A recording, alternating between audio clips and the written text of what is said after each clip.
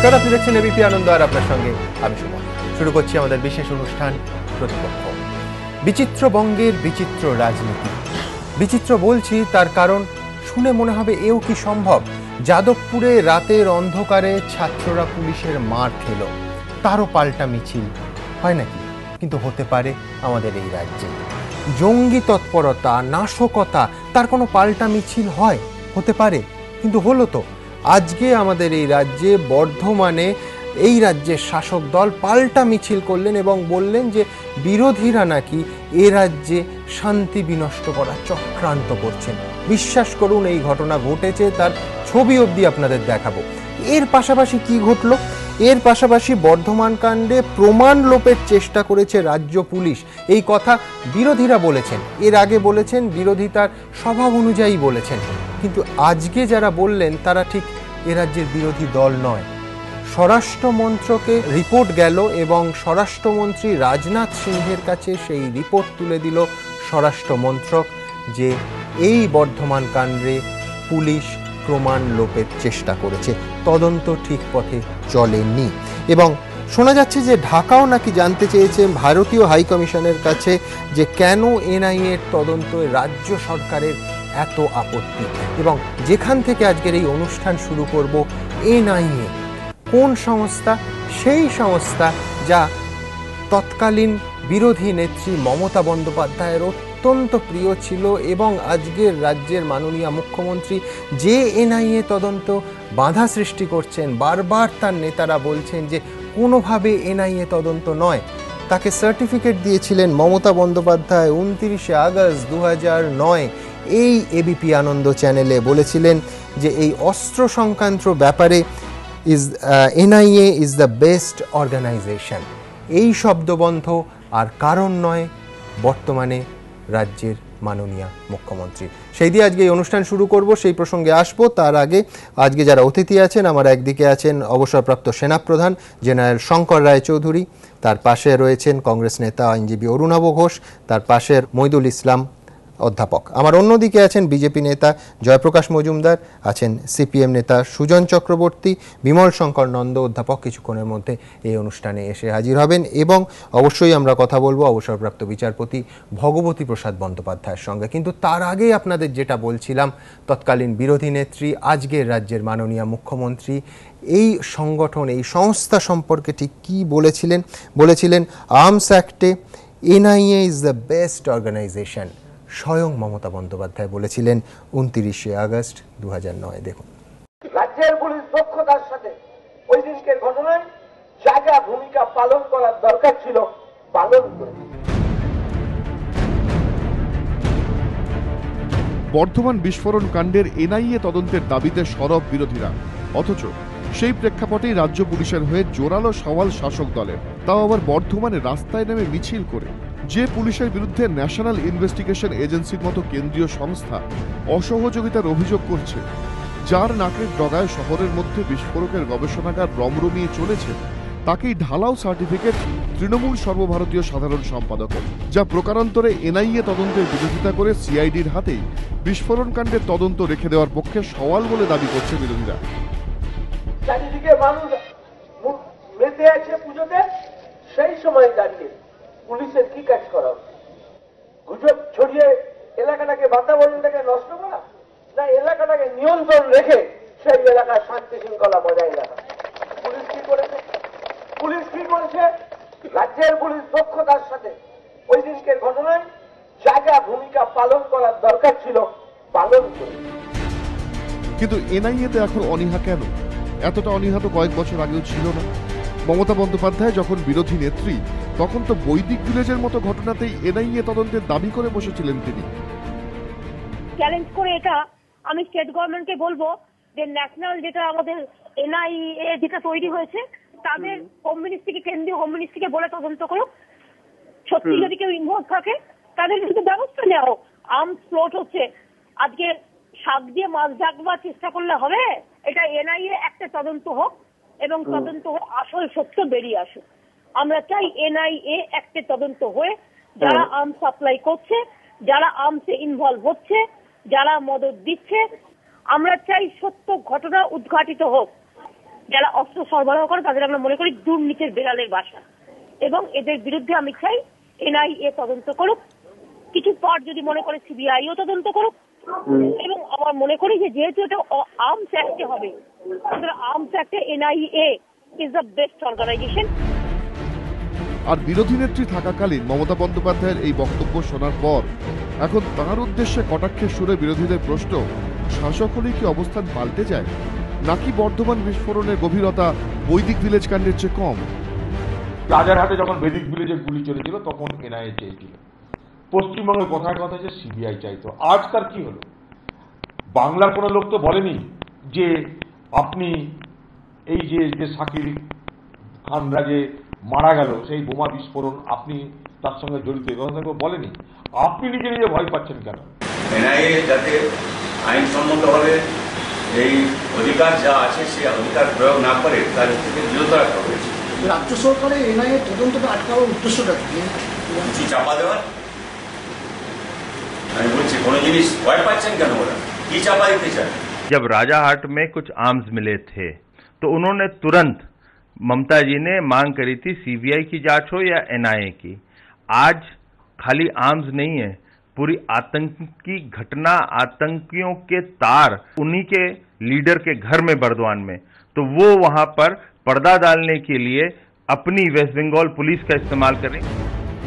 আরো একবার শুনে নেওয়া যাক বৈদিক ভিলেজ কাণ্ডের সময় এনআইএ প্রসঙ্গে কি ধারণা পোষণ করতেন মমতা বন্দ্যোপাধ্যায়। যারা অস্ত্র সরবরাহ করে তাদের আমরা মনে করি দুর্নীতির বেড়ালের বাসা, এবং এদের বিরুদ্ধে আমি চাই এনআইএ তদন্ত করুক, কিছু পর যদি মনে করে সিবিআইও তদন্ত করুক, এবং আমার মনে করি যে যেহেতু এটা আর্মস অ্যাক্টে হবে, আর্মস অ্যাক্টে NIA is the best organisation. বিরোধীদের একাংশ অবশ্যই অবস্থান বদলে অবাক নয়। তারা বলছে বিরোধী থেকে শাসক হয়ে যদি সিবিআই নিয়ে অবস্থান পাল্টাতে পারে তাহলে এনআইএ বাদ যায় কেন? রাজস্বী দত্তগুপ্ত ও কমল কৃষ্ণ দে, এবিপি আনন্দ।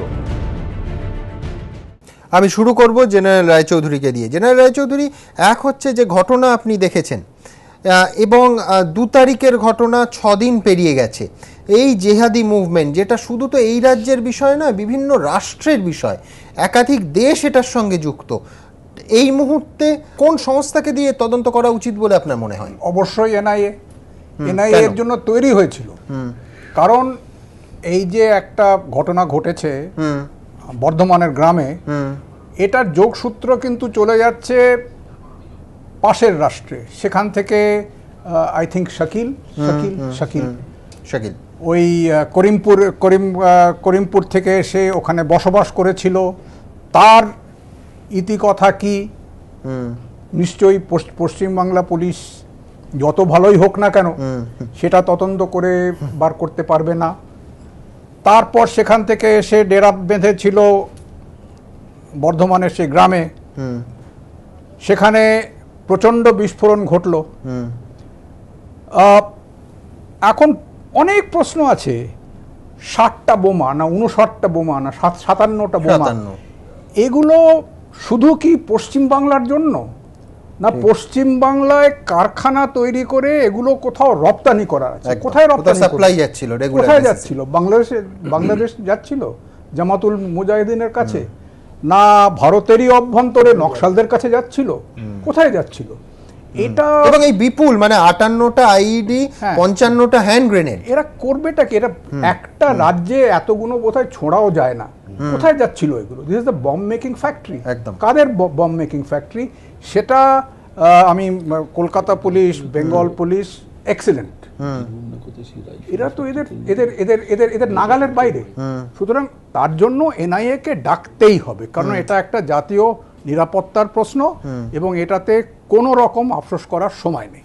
কিন্তু আমার একটা কথা বলুন যে এই প্রশ্নগুলো এনআইএ তো কোনো মানে অন্য রাষ্ট্রের সংস্থা নয়। এর আগে আমরা দেখেছি যে ধরুন পাটনার গান্ধী ময়দানে যেটা হলো, যে ব্যাচটা হলো 2013 27 অক্টোবর, নীতিশ কুমার রাজনৈতিকভাবে কেন্দ্রে যেই থাকুন, বিরোধী সরকার, কেন্দ্রীয় সরকার থাকতে পারেন, কেউ ভাবেননি, এবং মুম্বাইয়ে জঙ্গি হামলা কেউ ভাবেননি। তাহলে এই ফেডারেল স্ট্রাকচারের কথা, কেন্দ্রীয় হস্তক্ষেপের কথা এনআইএ এর ক্ষেত্রে উঠছে কি করে? মানে আমরা তো জানি যে এনআইএ এই ধরনের সন্ত্রাসের ক্ষেত্রেই শুধুমাত্র তদন্ত করে। এটা অত্যন্ত, দেখুন এটা মন্তব্যটা করেছে যেটা আমি দেখলাম কয়েকদিন আগে একজন সাংসদ, নির্বাচিত সাংসদ, এরাই আমাদের লোকসভায় রাজ্যসভায় দেশের কর্ণধার হিসেবে কাজ করেন। এরা এই রকম দায়িত্বজ্ঞানহীন বক্তব্য দিলে দেশটা কোথায় যাবে? এটা আমি মনে করি অত্যন্ত দায়িত্বজ্ঞানহীন, শিশু সুলভ একটা মন্তব্য, এবং এটা খুবই খারাপ হয়েছে আমাদের মাননীয় সংসদের এই মন্তব্যটা করা। এবং এটার উদ্দেশ্য কি সেটাও বোঝা যেতে পারে, বাট তার উপর আমি কমেন্ট করছি না। তবে এটা ন্যাশনাল সিকিউরিটির ম্যাটার। এটা ঠিক আছে, পার্টির মধ্যে সেটা তো দলাদলি, আলাপ আলোচনা, ঝগড়াঝাটি হতে থাকবে, কিন্তু এটা তো পার্টির ব্যাপার না, এটা দেশের ব্যাপার, দেশের নিরাপত্তা। সুতরাং NIA has to be called in, must be called in and given full cooperation from the Bengal police.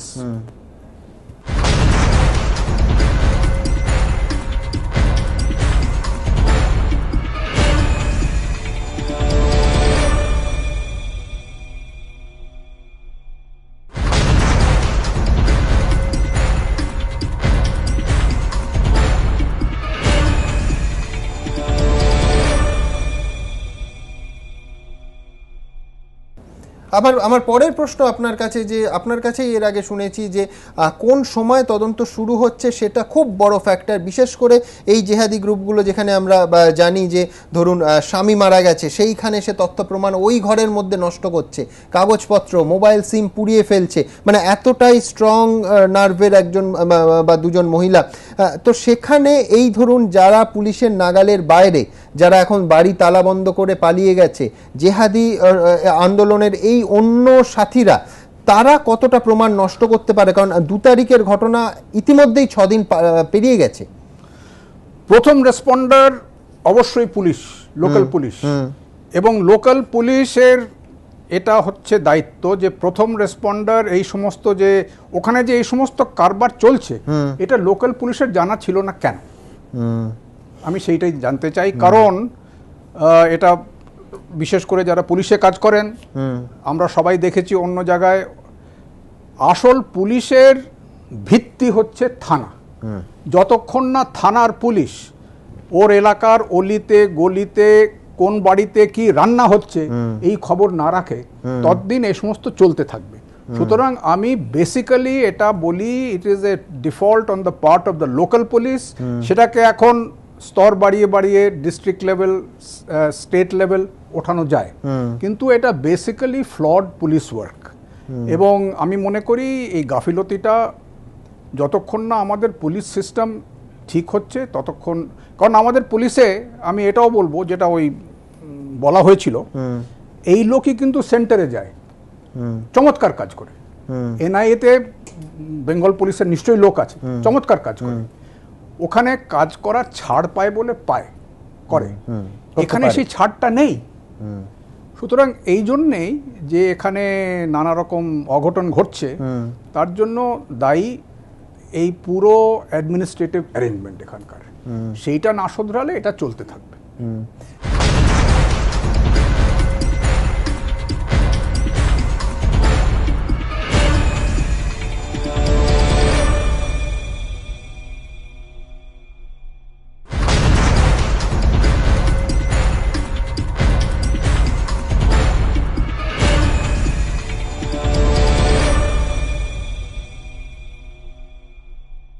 General Roychowdhury, ইতিমধ্যেই কিন্তু কেন্দ্রীয় স্বরাষ্ট্রমন্ত্রকে, রাজনাথ সিংহের হাতে স্বরাষ্ট্রমন্ত্রক রিপোর্ট প্লেস করে দিয়েছে যে অসহযোগিতা করা হয়েছে। কি বলবেন আপনি? NIA-র সঙ্গে অসহযোগিতা হয়েছে, কাজে বাধা দেওয়া হয়েছে। এইটা আমি সোজা কথায় বলবো অ্যান্টি ন্যাশনাল অ্যাক্টিভিটি যদি কেউ করে থাকে। আচ্ছা, যদি কেউ এরকম করে থাকে যে কাজে বাধা দিয়েছে, তাহলে it is straight way an anti national activity, এবং এর জন্য যে কোনো স্টেপ নেওয়া দরকার সেটা নেওয়া উচিত। অন্তত পুলিশ যদি করে থাকে তাহলে অবশ্যই ওদের যে নিয়মকানুন আছে, সাম action must be taken against them. খুব পরিষ্কার ভাষায় জেনারেল শঙ্কর রায়চৌধুরী বললেন যে জাতীয় স্বার্থ বিরোধী কাজ হয়েছে যদি বাধা দেয়া হয়ে থাকে এই তদন্তে এবং তথ্য প্রমাণ লোপাটের চেষ্টা হয়ে থাকে। আজকে কেন্দ্রীয় স্বরাষ্ট্রমন্ত্রী রাজনাথ সিংহের হাতে কেন্দ্রীয় স্বরাষ্ট্রমন্ত্রক যে রিপোর্ট পাঠিয়েছে তাতে ঠিক এই অভিযোগই করা হয়েছে। কি আছে রিপোর্টে দেখুন।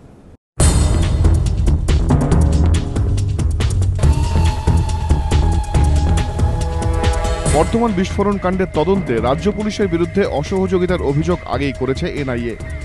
এবার সরাসরি তাদের বিরুদ্ধে তথ্য প্রমাণ নষ্ট করার অভিযোগ করল কেন্দ্রীয় গোয়েন্দা সংস্থা।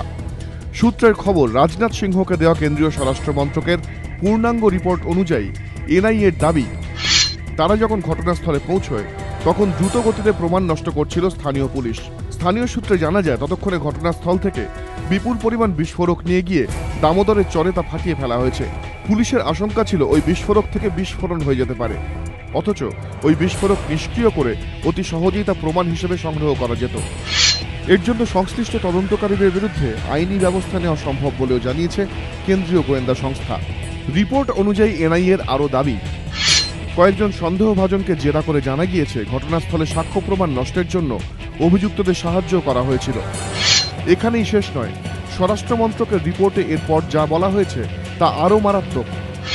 রিপোর্টে দাবি করা হয়েছে, ধৃত দুই মহিলাকে জেরা করে এনআইএ জানতে পেরেছে স্থানীয় নেতাদের সঙ্গে জামাত-এ-ইসলামীর যোগ যাতে কোনো মতেই প্রকাশ্যে না আসে, তার জন্য সেই সংক্রান্ত সমস্ত নথি পুড়িয়ে ফেলা হয়, যাতে কেন্দ্রীয় গোয়েন্দারা ঘুণাক্ষরও টের না পান যে বাংলাদেশের আওয়ামী লীগ সরকারের বিরুদ্ধে ষড়যন্ত্র করতেই ব্যবহার করা হচ্ছিল পশ্চিমবঙ্গের মাটিকে। সেই কারণে এই বিস্ফোরণকে ধামাচাপা দিতে গোটা ঘটনাটিকে একটি সিলিন্ডার বিস্ফোরণের রূপ দিতে চেয়েছিল পুলিশ।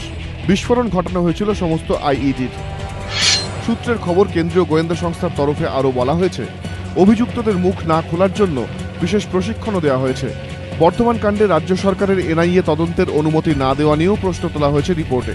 সূত্রের খবর, এনআইএ তরফে বলা হয়েছে, এই বিস্ফোরণ কাণ্ডে আন্তর্জাতিক জঙ্গি যোগের অভিযোগ মেলা সত্ত্বেও এনআইএ তদন্তের পথে হাঁটেনি রাজ্য সরকার। স্বরাষ্ট্র মন্ত্রকের এই রিপোর্টে সরাসরি কেন্দ্রীয় সংস্থাগুলির সঙ্গে অসহযোগিতার অভিযোগ আনা হয়েছে রাজ্য প্রশাসনের বিরুদ্ধে। এই প্রসঙ্গে রিপোর্টে উল্লেখ করা হয়েছে, সারদার সঙ্গে জামাতের যোগ নিয়ে আইবি সতর্কতাকেও উপেক্ষা করেছে রাজ্য সরকার। এদিকে এনআইএর হাতে তদন্তভার তুলে না দেওয়ায় এদিন ফের তৃণমূলকে আক্রমণ করে বিজেপি। এখন যদি তৃণমূল কংগ্রেস মনে করে সারদা কাণ্ডের মতো ছোট ছোট নেতা নয়, এই দেশ বিরোধী কার্যকলাপের সাথে তৃণমূল কংগ্রেসের বড় বড় নেতারাও যুক্ত হয়ে যাবে, তাদেরও নাম বেরিয়ে আসবে, সেই কারণে কেন্দ্রীয় সংস্থার তদন্ত আটকাও, তাহলে আমার বলার কিছু নেই। এদিকে রাজনাথ সিংহকে দেওয়া রিপোর্টে স্বরাষ্ট্রমন্ত্রক আশঙ্কা প্রকাশ করেছে, বর্ধমান কাণ্ডের পর দিকে দিকে অভিযান শুরু হওয়ায় পশ্চিমবঙ্গ ছেড়ে পালাতে পারে জামাতের জঙ্গিরা। এই মর্মে সতর্কতাও জারি করা হয়েছে বিহার, অসম এবং ঝাড়খণ্ডে। বিজেন্দ্র সিংহ ও দীপক ঘোষ, এবিপি আনন্দ।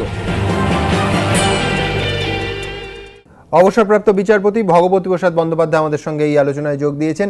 ভগবতী প্রসাদ বাবু, প্রথমেই আপনার কাছে যেটা জানতে চাইবো সেটা হচ্ছে এনআইএ এর বিরোধিতা।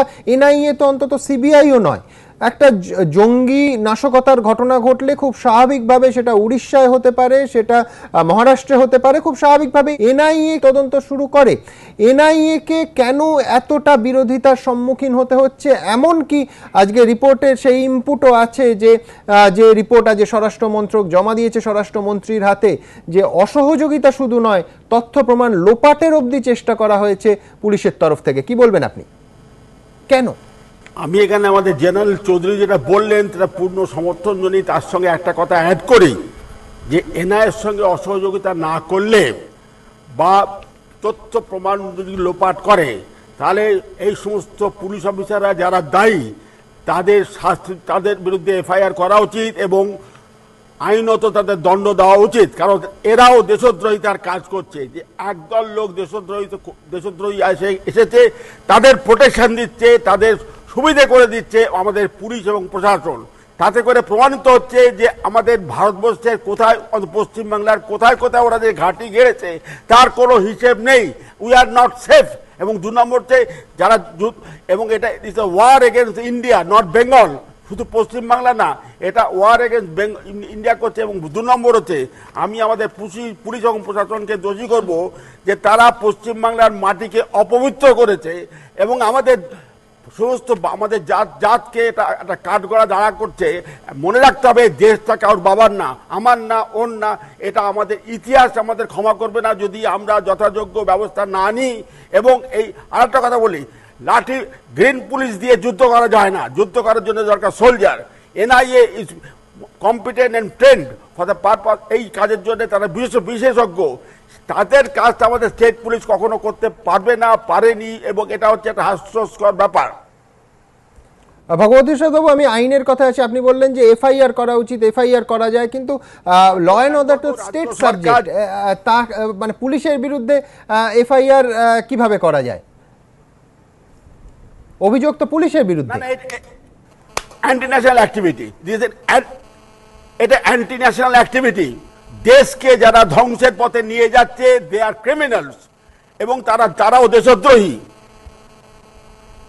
আজকেও শাসক দলের একাধিক নেতা একেবারে মঞ্চ থেকে বলেছেন যে পুলিশ দক্ষ, পুলিশের ওপর ভরসা আছে। এই যে আত্মসন্তুষ্টি, এই যে পুলিশ যথেষ্ট কাজ করেছে, এই প্রশংসা আপনার লেখায় পড়ছিলাম, আপনার কি মনে হচ্ছে যে এটা আরো বড় বিপদের একটা আশঙ্কা আপনি করছেন এই ধরনের আত্মসন্তুষ্টির জায়গা থেকে? ওরা ভয় পাচ্ছে, ওরা তথ্য প্রকাশের ভয় পাচ্ছে, তা না ওরা নিজেরাই এগিয়ে এসে দেখাচ্ছে যে দে আর ইনভলভ, জানালে তারা স্বাগত জানাতো। দেশটাকে বাঁচাবার জন্য তাদেরও একটা ক্ষমতা আছে, তাদেরও একটা ইচ্ছে থাকা দরকার। তারা যখন বাধা দিচ্ছে তখন ধরে নিতে হবে তাদের বিরুদ্ধে যাবে এবং তাদের ক্ষতি হবে। সেই জন্য তারা একটা হাস্যস্কর রাস্তা বাঁচলো। দেশ যখন বিপন্ন তখন রাস্তা মিছিল করাটা, এটা আমি বলবো হাস্যস্কর ব্যাপার। কেন্দ্রের হাতে কি কোনো ক্ষমতা আছে? আমি এই জন্যই বলছি যে রাজ্য সহযোগিতা করছে না, তদন্তে রাজি হচ্ছে না, সেখানে কেন্দ্র সুমোটো কোনো ব্যবস্থা করতে পারে এই ফেডারেল স্ট্রাকচারে। 355 অফ দ্য কনস্টিটিউশন, 355 ধারা, নট দি 356, রাষ্ট্রপতি শাসন না। একটা এরিয়ার জন্য ইমিডিয়েটলি 355 ইম্পোজ করা যায় এবং করা উচিত। আপনি যদি এই ঘটনায় আরেকবার স্পেসিফিক্যালি আসি, সেটা হচ্ছে প্রথম পার্টিকুলার এরিয়া। হ্যাঁ হ্যাঁ, এই ঘটনায় যদি আসি যে প্রথম 48 ঘন্টা, প্রথম 2 দিন, প্রথম 3 দিন কি হলো, যে প্রথমে বলা হলো সিলিন্ডার বাস্ট করেছে, তারপরে বলা হলো যে ক্রুড বোম, ছোট ঘটনার তত্ত্ব সামনে এলো, দুটো রাজনৈতিক গোষ্ঠীর মধ্যে সংঘর্ষ। এই গোটা জঙ্গি নাশকতার ঘটনাকে আসলে খুব ট্রিভিয়াল করে দেখানোর একটা চেষ্টা হলো প্রশাসনের তরফ থেকে। কি বলবেন, কতটা বিপজ্জনক এই তুচ্ছ ঘটনা হিসেবে প্রশাসনের দিক থেকে? রাজনৈতিক নেতা নেত্রীরা বলেছেন, আমরা শুনেছি এর আগে, কিন্তু প্রশাসন দেখাচ্ছে যে ছোট ঘটনা, 48 ঘন্টা ধরে চেপে রাখা হলো।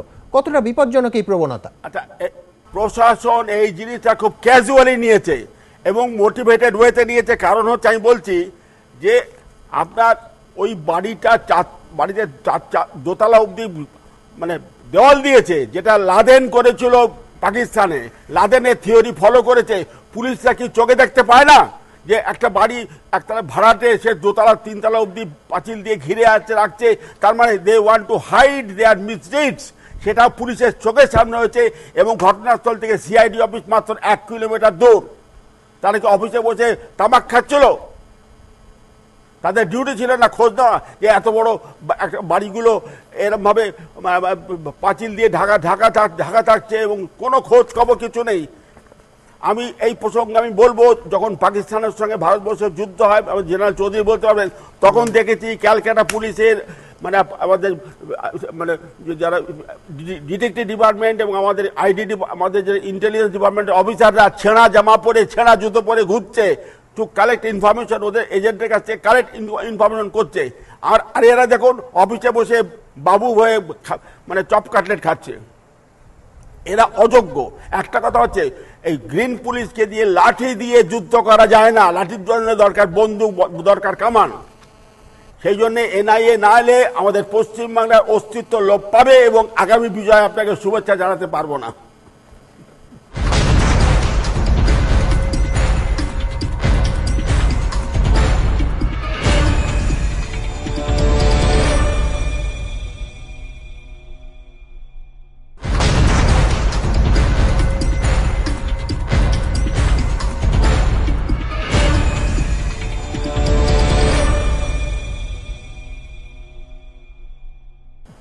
আমি জেনারেল রায়চৌধুরীর কাছে একবার আসবো।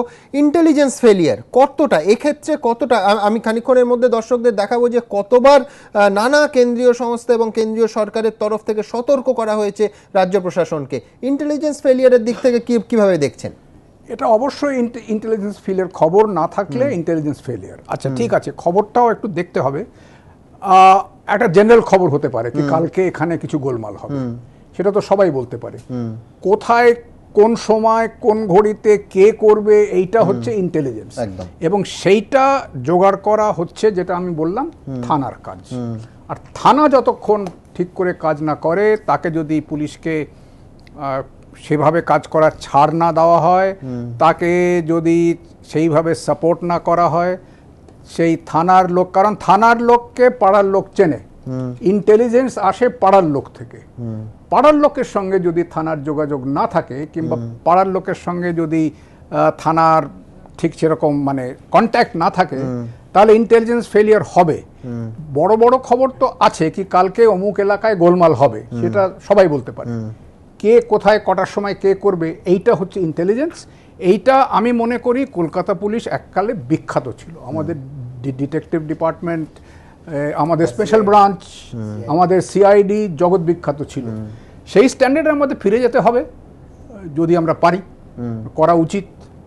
তাতে সরকারি সাপোর্ট তো চাই, এবং বেশ খানিকটা জনগণের সাপোর্টও চাই।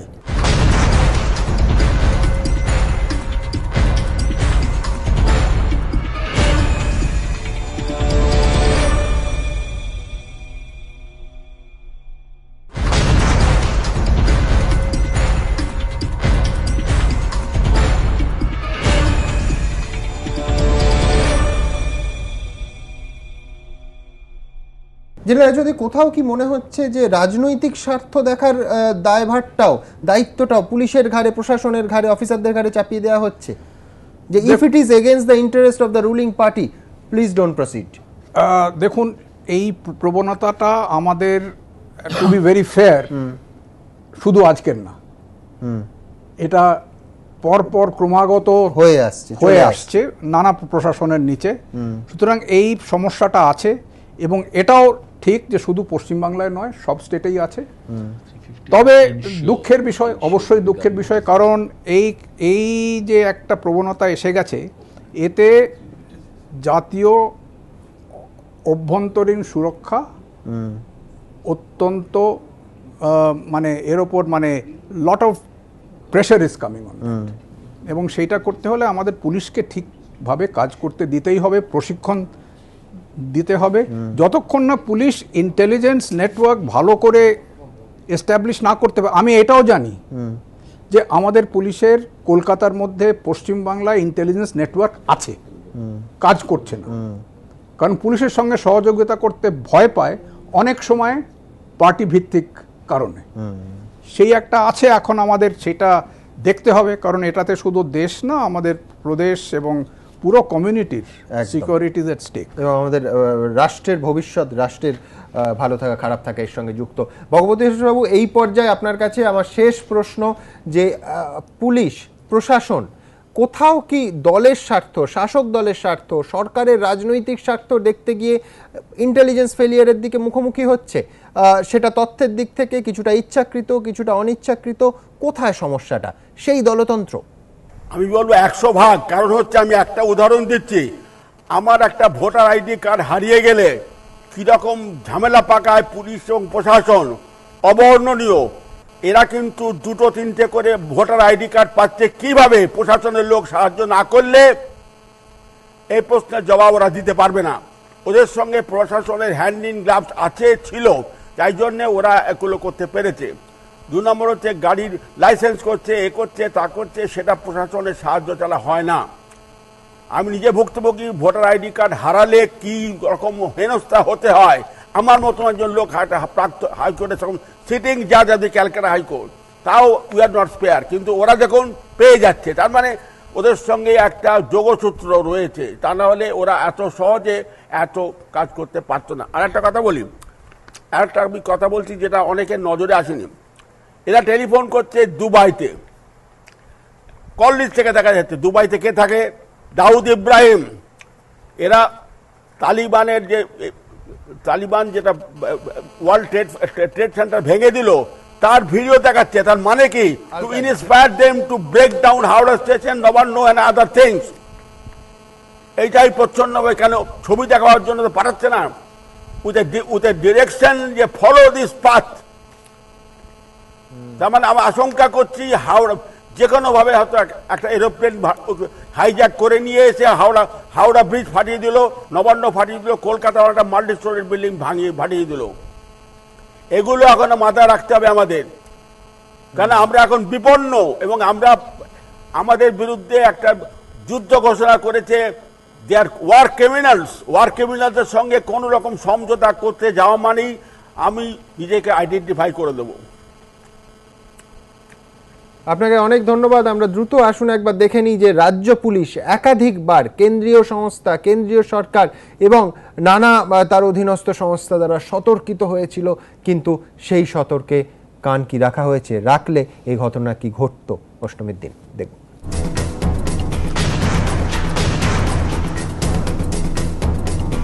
বর্ধমান বিস্ফোরণে রাজ্য জুড়ে তোলপাড়। প্রশ্ন একটাই, জঙ্গিদের সেফ করিডোর থেকে কি জঙ্গিদের টার্গেটে পরিণত হয়েছে বাংলা? এমন এক আগ্নেয়গিরির সতর্ক বার্তা কিন্তু আগেই দিয়েছিল কেন্দ্র। কেন্দ্রীয় গোয়েন্দা সংস্থা সূত্রে খবর, পশ্চিমবঙ্গে বাংলাদেশের মৌলবাদী সংগঠন জামাতের জাল বিস্তার সম্পর্কে অনেক আগেই রাজ্য পুলিশকে সতর্ক করা হয়েছিল। কেন্দ্রীয় গোয়েন্দাদের বক্তব্য, 2013 ফেব্রুয়ারিতে বাংলাদেশের শাহবাগ আন্দোলন শুরুর সঙ্গে সঙ্গে জামাত ওপার বাংলায় ক্রমেই কোণঠাসা হয়ে পড়তে শুরু করে। বাংলাদেশ সরকার এবং সেদেশের নির্বাচন কমিশন জামাতকে নিষিদ্ধ ঘোষণা করে। এতে এক প্রকার বাধ্য হয়ে এপার বাংলায় অর্থাৎ পশ্চিমবঙ্গে নিজেদের ডেরা তৈরি করতে শুরু করে জামাত। পশ্চিমবঙ্গের সীমান্তবর্তী নানা জেলায় তৎপর হয় তারা। গড়ে ওঠে গোপন আস্তানা, বিস্ফোরকের গবেষণাগার। এরই মধ্যে বাংলাদেশের রাজাকার দিলওয়ার হোসেন সাইদির মৃত্যুদণ্ড ঘোষিত হয়। ক্ষেপে ওঠে জামাত। তার রেশ দেখা যায় পশ্চিমবঙ্গেও। বর্ধমানের যে খাগড়াগড়ে বিস্ফোরণ ঘটেছে তার 100 মিটারের মধ্যে বর্ধমানের এই গোলাপবাগে 14ই মার্চ হুসেন সাইদির মৃত্যুদণ্ড রদের দাবিতে সভা অনুষ্ঠিত হয়। 30শে মার্চ একই দাবিতে সভা হয় শহীদ মিনারেও। বাংলাদেশের জামাত ঘনিষ্ঠদের পক্ষে সওয়াল করে এ রাজ্যে মৌলবাদীদের এই জোড়া সভা চোখ এড়ায়নি কেন্দ্রীয় গোয়েন্দাদের। সূত্রের খবর, তৎক্ষণাৎ তারা পশ্চিমবঙ্গ পুলিশকে জামাতের এই অতি সক্রিয়তা প্রসঙ্গে সতর্ক করে দেয়, বুঝিয়ে দেয় জামাত পশ্চিমবঙ্গকে ব্যবহার করতে চাইছে। কিন্তু রাজ্য পুলিশ সেই সতর্ক বার্তায় কোনো সাড়া দেয়নি বলে সূত্রের খবর, যার জেরে নাকের ডগায় বসে জঙ্গিরা বিস্ফোরক তৈরি করে চললেও কোনো হদিশ পায়নি পুলিশ। খাগড়াগড়ে যদি আচমকাই আইইডি না ফাটতো, হয়তো কেউ জানতেই পারতো না কি চলছে এখানে, কি চলছে আমাদের আশেপাশে। বিতনু চট্টোপাধ্যায়, এবিপি আনন্দ।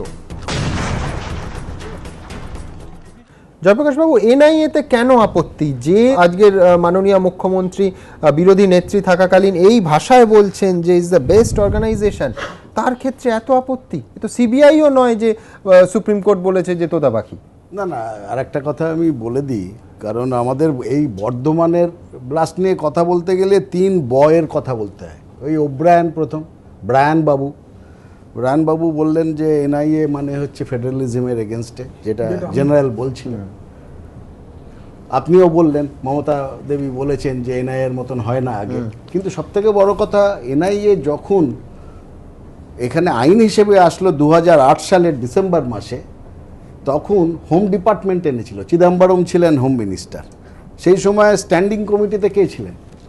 আমি ব্রায়ান সাহেবকে জিজ্ঞেস করছি, কিচ্ছু জানেন না। আসলে একে ক্ষমা করে দেওয়া উচিত। ব্রায়ান বাবুদের মতন মানে কি বলা যায়, অজ্ঞান লোকদের ক্ষমা করে দেওয়া উচিত। সেই সময় স্ট্যান্ডিং কমিটিতে মমতা ব্যানার্জি নিজে ছিলেন।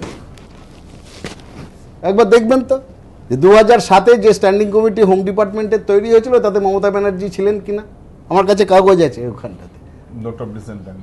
তো তারা তৈরি করে পার্লামেন্টে দিচ্ছেন, মমতা বন্দ্যোপাধ্যায় 2009 উচ্ছ্বসিত প্রশংসা করছেন, তারপরে প্রশংসা করছেন, আজকে হঠাৎ সুতরাং এই ব্রায়ান বাবুর কথা শেষ, ওনাদের কথায় জোর দেবেন না। তাই এনআইএ কেন নাই, ওদের কথা নয়। দ্বিতীয় আর এক হচ্ছে বাসুদেব বাবু, আমাদের এখনকার হোম সেক্রেটারি। তিনি এখানে এসে সকলের সামনে পাশে ডিজিকে নিয়ে বলে দিলেন যে অ্যাজ পার স্ট্যান্ডার্ড প্রসিজিওর আমরা গিয়ে বোমগুলো ব্লাস্ট করে দিয়েছি। এই এখন একটা অ্যাড হয় না, মধ্যে মধ্যে বলা উচিত না অন্য কোম্পানির অ্যাড, যে উল্লু বানাবেন না, এ তো সাধারণ মানুষকে উল্লু বানাচ্ছেন।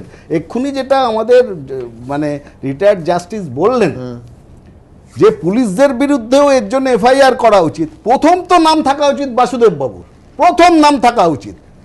তিনি এসে সাধারণ জনসাধারণ যেখানে ভয় পাচ্ছে, এত বড় একটা নাশকতামূলক কাজের ব্যাপার হয়েছে, সেখানে বাসুদেব বাবু বললেন আমরা ওইগুলো ব্লাস্ট করেছি। মিথ্যা কথা বলছেন, ব্লাস্ট করেছে। আমি আপনাকে থামিয়ে একবার দেখে নেব যে সেদিন রাজ্যের মাননীয় স্বরাষ্ট্র সচিব বাসুদেব বাবু ঠিক কি বলেছিলেন। ভাড়াবাড়িতে বিস্ফোরকের গবেষণাগার, নেপথ্যে জঙ্গি যোগ, কিন্তু এত বড় ঘটনা নিয়েও কেন ভাবলেশহীন খোদ স্বরাষ্ট্র সচিব? অতীতে নানা ঘটনায় তাঁর যে তৎপরতা দেখা গিয়েছে, বর্ধমান বিস্ফোরণের মতো বড়সড় জঙ্গি যোগের ঘটনায় তা উধাও কেন? প্রশ্ন বিরোধীদের। বর্ধমান বিস্ফোরণ প্রসঙ্গে রবিবার স্বরাষ্ট্র সচিব যা বলেছেন তা কার্যত ঘটনার বিবরণ দেওয়া মাত্র। অনেকেই বলেছেন বর্ধমান কাণ্ডের গভীরতার আঁচ বিন্দুমাত্র মেলেনি স্বরাষ্ট্র সচিবের কথায়। তিনি যেটুকু বলতে চেয়েছেন শুধু সেটুকুই বলেছেন, যা আত্মপক্ষ সমর্থন ছাড়া আর কিছুই নয়। I will not take any questions, thank you. This is just a statement. বিরোধীরা বলছেন বর্ধমানে আইইডি উদ্ধারের পরও যে স্বরাষ্ট্র সচিবের মুখে নাশকতার কথা শোনা গেল না, তিনিই কিন্তু বছরখানেক আগে মহাকরণে কীটনাশক উদ্ধারেও নাশকতার গন্ধ পেয়েছিলেন। অনুমান করা হচ্ছে যে এটা কে বা কারা এটা এই ধরনের একটা প্রচেষ্টা করছিল যাতে আগুন লাগিয়ে দেওয়া হয় রাইটার্স বিল্ডিংসে, এবং এটা আমরা যেরকম কন্ডেমও করছি এবং আমরা we are quite determined to get to the bottom of it. নদিয়ার তেহট্টে পুলিশের গুলিচালনা ঘিরে বিতর্ক যখন চরমে, তখনও ঘটনা নিয়ে কিছু না বলে সংবাদ মাধ্যমের ক্যামেরার অ্যাঙ্গেল দিয়ে প্রশ্ন তুলেছিলেন স্বরাষ্ট্র সচিব। আমরা কিছু ফুটেজও দেখেছি, সেই ফুটেজ কিভাবে প্রকিউরড হয়েছে, কোন অ্যাঙ্গেল থেকে ছবি তোলা হয়েছে ইত্যাদি, এগুলো সবই নিশ্চয়ই ম্যাজিস্ট্রেট লেভেলে যখন এনকোয়ারি হবে সেটা দেখা হবে।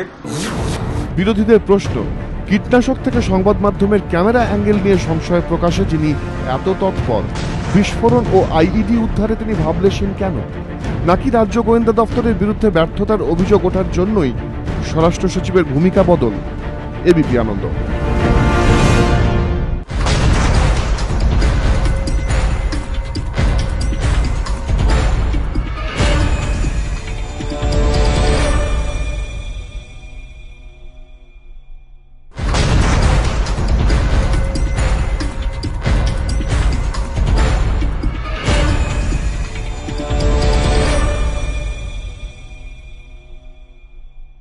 জয়প্রকাশ বাবু, আপনাকে আমি জানাই যে একটা বাক্য সেই সাংবাদিক সম্মেলনে বলা হয়নি যে এটা কি মাপের ঘটনা, এই স্ট্রাচারটা কি, কতটা আশঙ্কার এই রাজ্যের নিরাপত্তার ক্ষেত্রে ব্যবহার, সাংবাদিকদের প্রশ্নের উত্তর দেয়।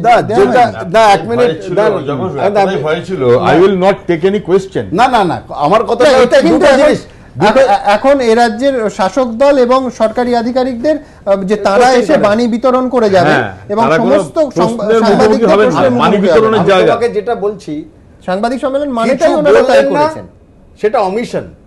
কিছু বললেন না, সেটা অমিশন। কিন্তু মিথ্যে কথা যেটা বললেন সেটা আগে বলতে হলো। উনি বললেন স্ট্যান্ডার্ড প্রসিজিওর অনুযায়ী করেছি। বাসুদেব বাবুকে আমি এখান থেকে রিকোয়েস্ট করছি, আপনি সেইটা কোন ধারায় কোন বইয়ে এই স্ট্যান্ডার্ড প্রসিজিওর লেখা আছে যে ডিফিউজ না করে ডিটোনেট করবেন? আপনি দেখান, আপনি আইইডি কোন প্রসিজিওরে আছে? আপনি যখন এই সাধারণ মানুষকে বলেছেন, বোকা বানিয়েছেন, আপনার দায়িত্ব এসে দেখানো যে দেখুন এইটা ইন্ডিয়ান স্ট্যান্ডার্ড কোড, এইটা আছে আমার কাছে, আমি তাই করেছি। দেখাতে পারবেন? পারবেন না। এই হচ্ছে কারণ। বাসুদেব বাবুর মতন লোকরা কাজে যাওয়ার আগে মেরুদণ্ডটাকে খুলে এক জায়গায় সুন্দর করে রেখে যান। সব থেকে কথা ভুলে যান এনারা রাষ্ট্রর কাছে দায়বদ্ধ। আমাদের টাকায় উনি ওই জায়গায় বসে আছেন, তার সব কিছু হচ্ছে রাষ্ট্রের টাকায়, মমতা বন্দ্যোপাধ্যায়ের টাকায় নয়, যে একটা বা তৃণমূল কংগ্রেসের টাকায় নয়, যে তৃণমূল কংগ্রেস যা বলবে তাই আমি করব। উনি রাষ্ট্রের সার্ভেন্ট, পাবলিক সার্ভেন্ট। ওইখানে বসে উনি মিথ্যে কথা বলে দিলেন। আর একটা কথা আমরা যেটা জানতে পারছি, বুঝতে পারছি না সত্যি কি মিথ্যে, যে একদম হায়েস্ট জায়গা থেকে নাকি অর্ডার গিয়েছিল যে সব প্রমাণ ধ্বংস করো। এইখানেই আসছে তৃতীয় বি, ব্যানার্জি দিদি, আমাদের মুখ্যমন্ত্রী। প্রশ্নটা হচ্ছে এই প্রমাণ ধ্বংস হঠাৎ করতে যাওয়া এই প্যানিক অ্যাকশনটা কেন? আপনারা বুঝতে পারছেন যে এটার জন্য সব থেকে বেশি সবাই মিলে আমরা ঝাঁপিয়ে পড়েছি যে তৃণমূল নিশ্চয়ই কিছু লুকোতে চাইছে। এটা তো সহজ তো। যদি উনি এই প্যানিক অ্যাকশন না করতেন, ওই গ্রেনেডগুলো থাকতো, তাহলে ওই শাকিল এবং তার দলবল কিভাবে গ্রেনেড করেছে, কিভাবে আইইডি করেছে সেই নিয়ে আপনাদের তো একই অভিযোগ ছিল সারদার ক্ষেত্রে, সিটের ক্ষেত্রে, যে একইভাবে জিনিস প্রমাণ লোক করতে যাবে কেন যদি নিজে না ইনভলভড হোক।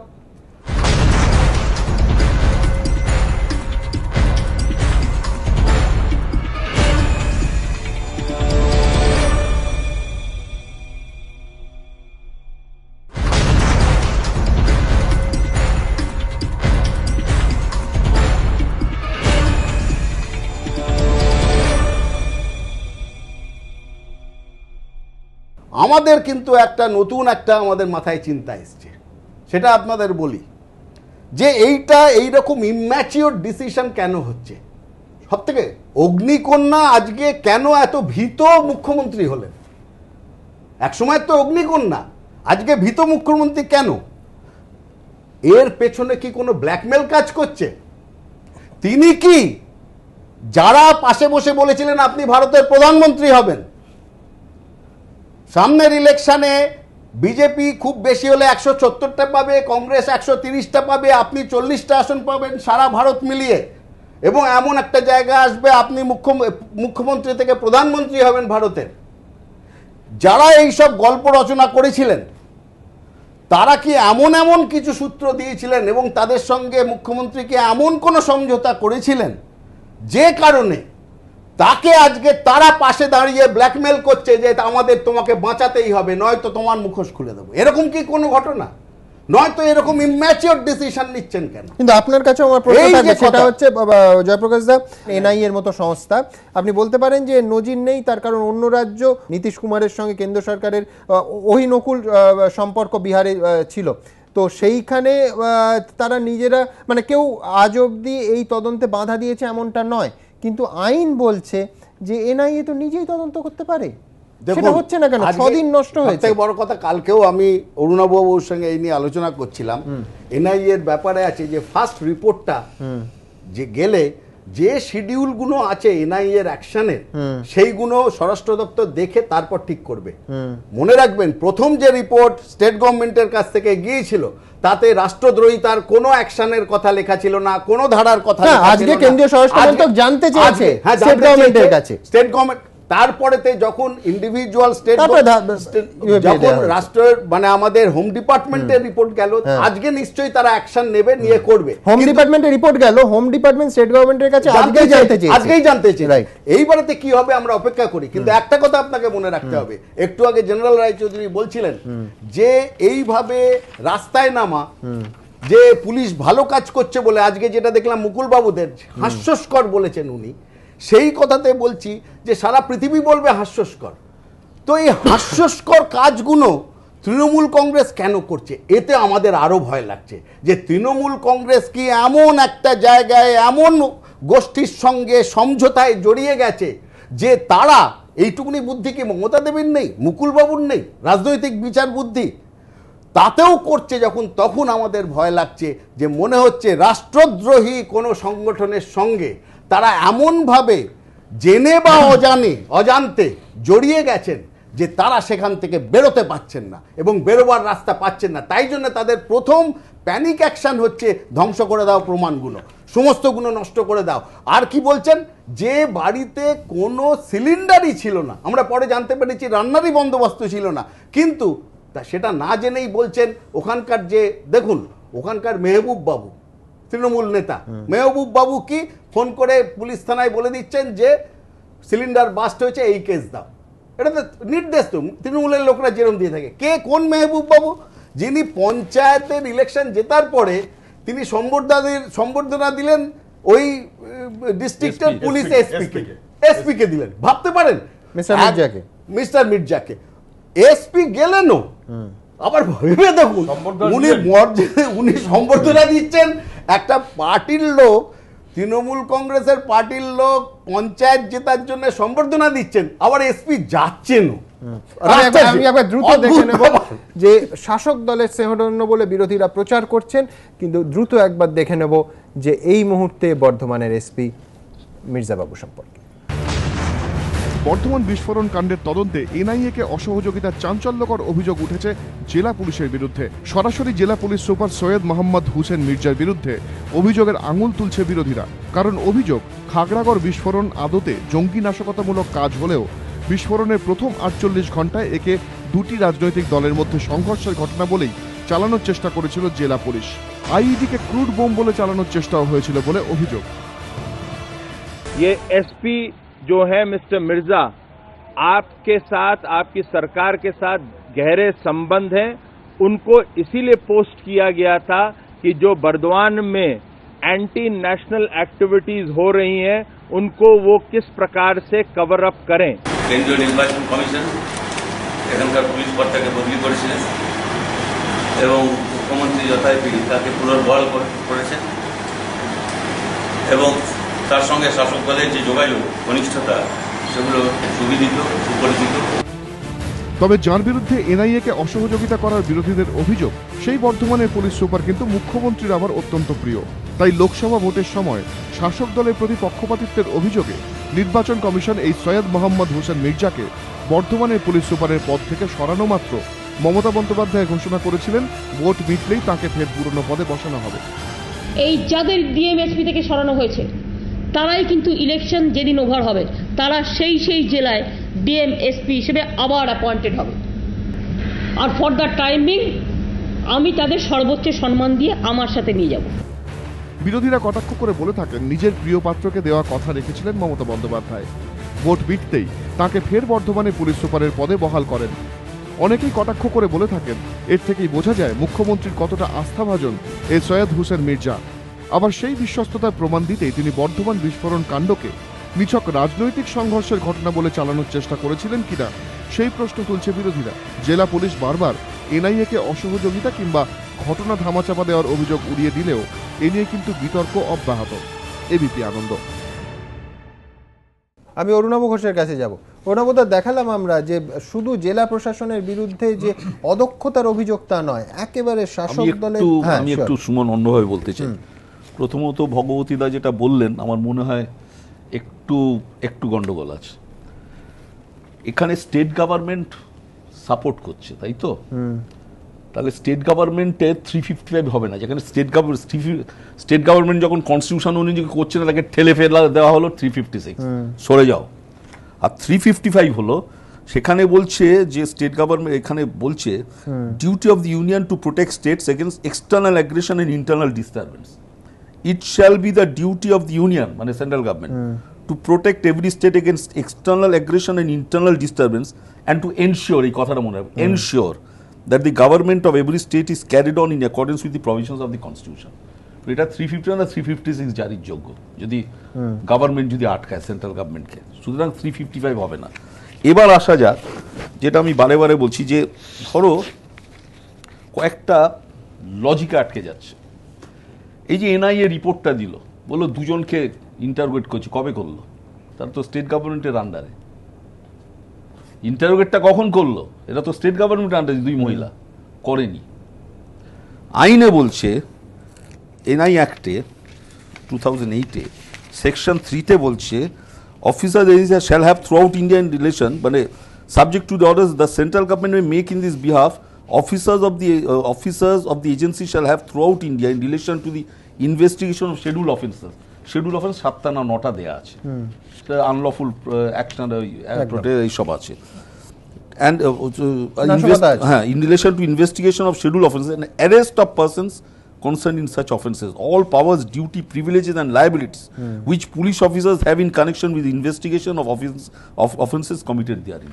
সুতরাং এদের ক্ষমতা আছে এক্ষুনি অ্যারেস্ট করার, স্ট্রেট ওয়ে অ্যারেস্ট করতে পারে। 2 বলছে, মানে সেকশন 3(3)তে বলছে any officer of the agency or above the rank of sub inspector May, subject to any orders of the central government, ছেড়ে দাও, মে make in this behalf exercise through out India any of the powers of the officers of a police station in the area in which he is present. বর্ধমানের police স্টেশনের যে অফিসারের পাওয়ার আছে, এর পাওয়ার আছে, ধরে নিয়ে চলে যেতে পারে। এবার 6টা কি হয়? 6 যেটা বলছে জয়প্রকাশ রাইট, যে ধরো কেরাল একটা প্রত্যন্ত গ্রামে কোনো ঘটনা ঘটলো, সেটা সেন্ট্রাল গভর্নমেন্টের জানার কথা না, স্টেট গভর্নমেন্ট জানলো, সঙ্গে সঙ্গে রিপোর্ট করে সেন্ট্রাল গভর্নমেন্টকে।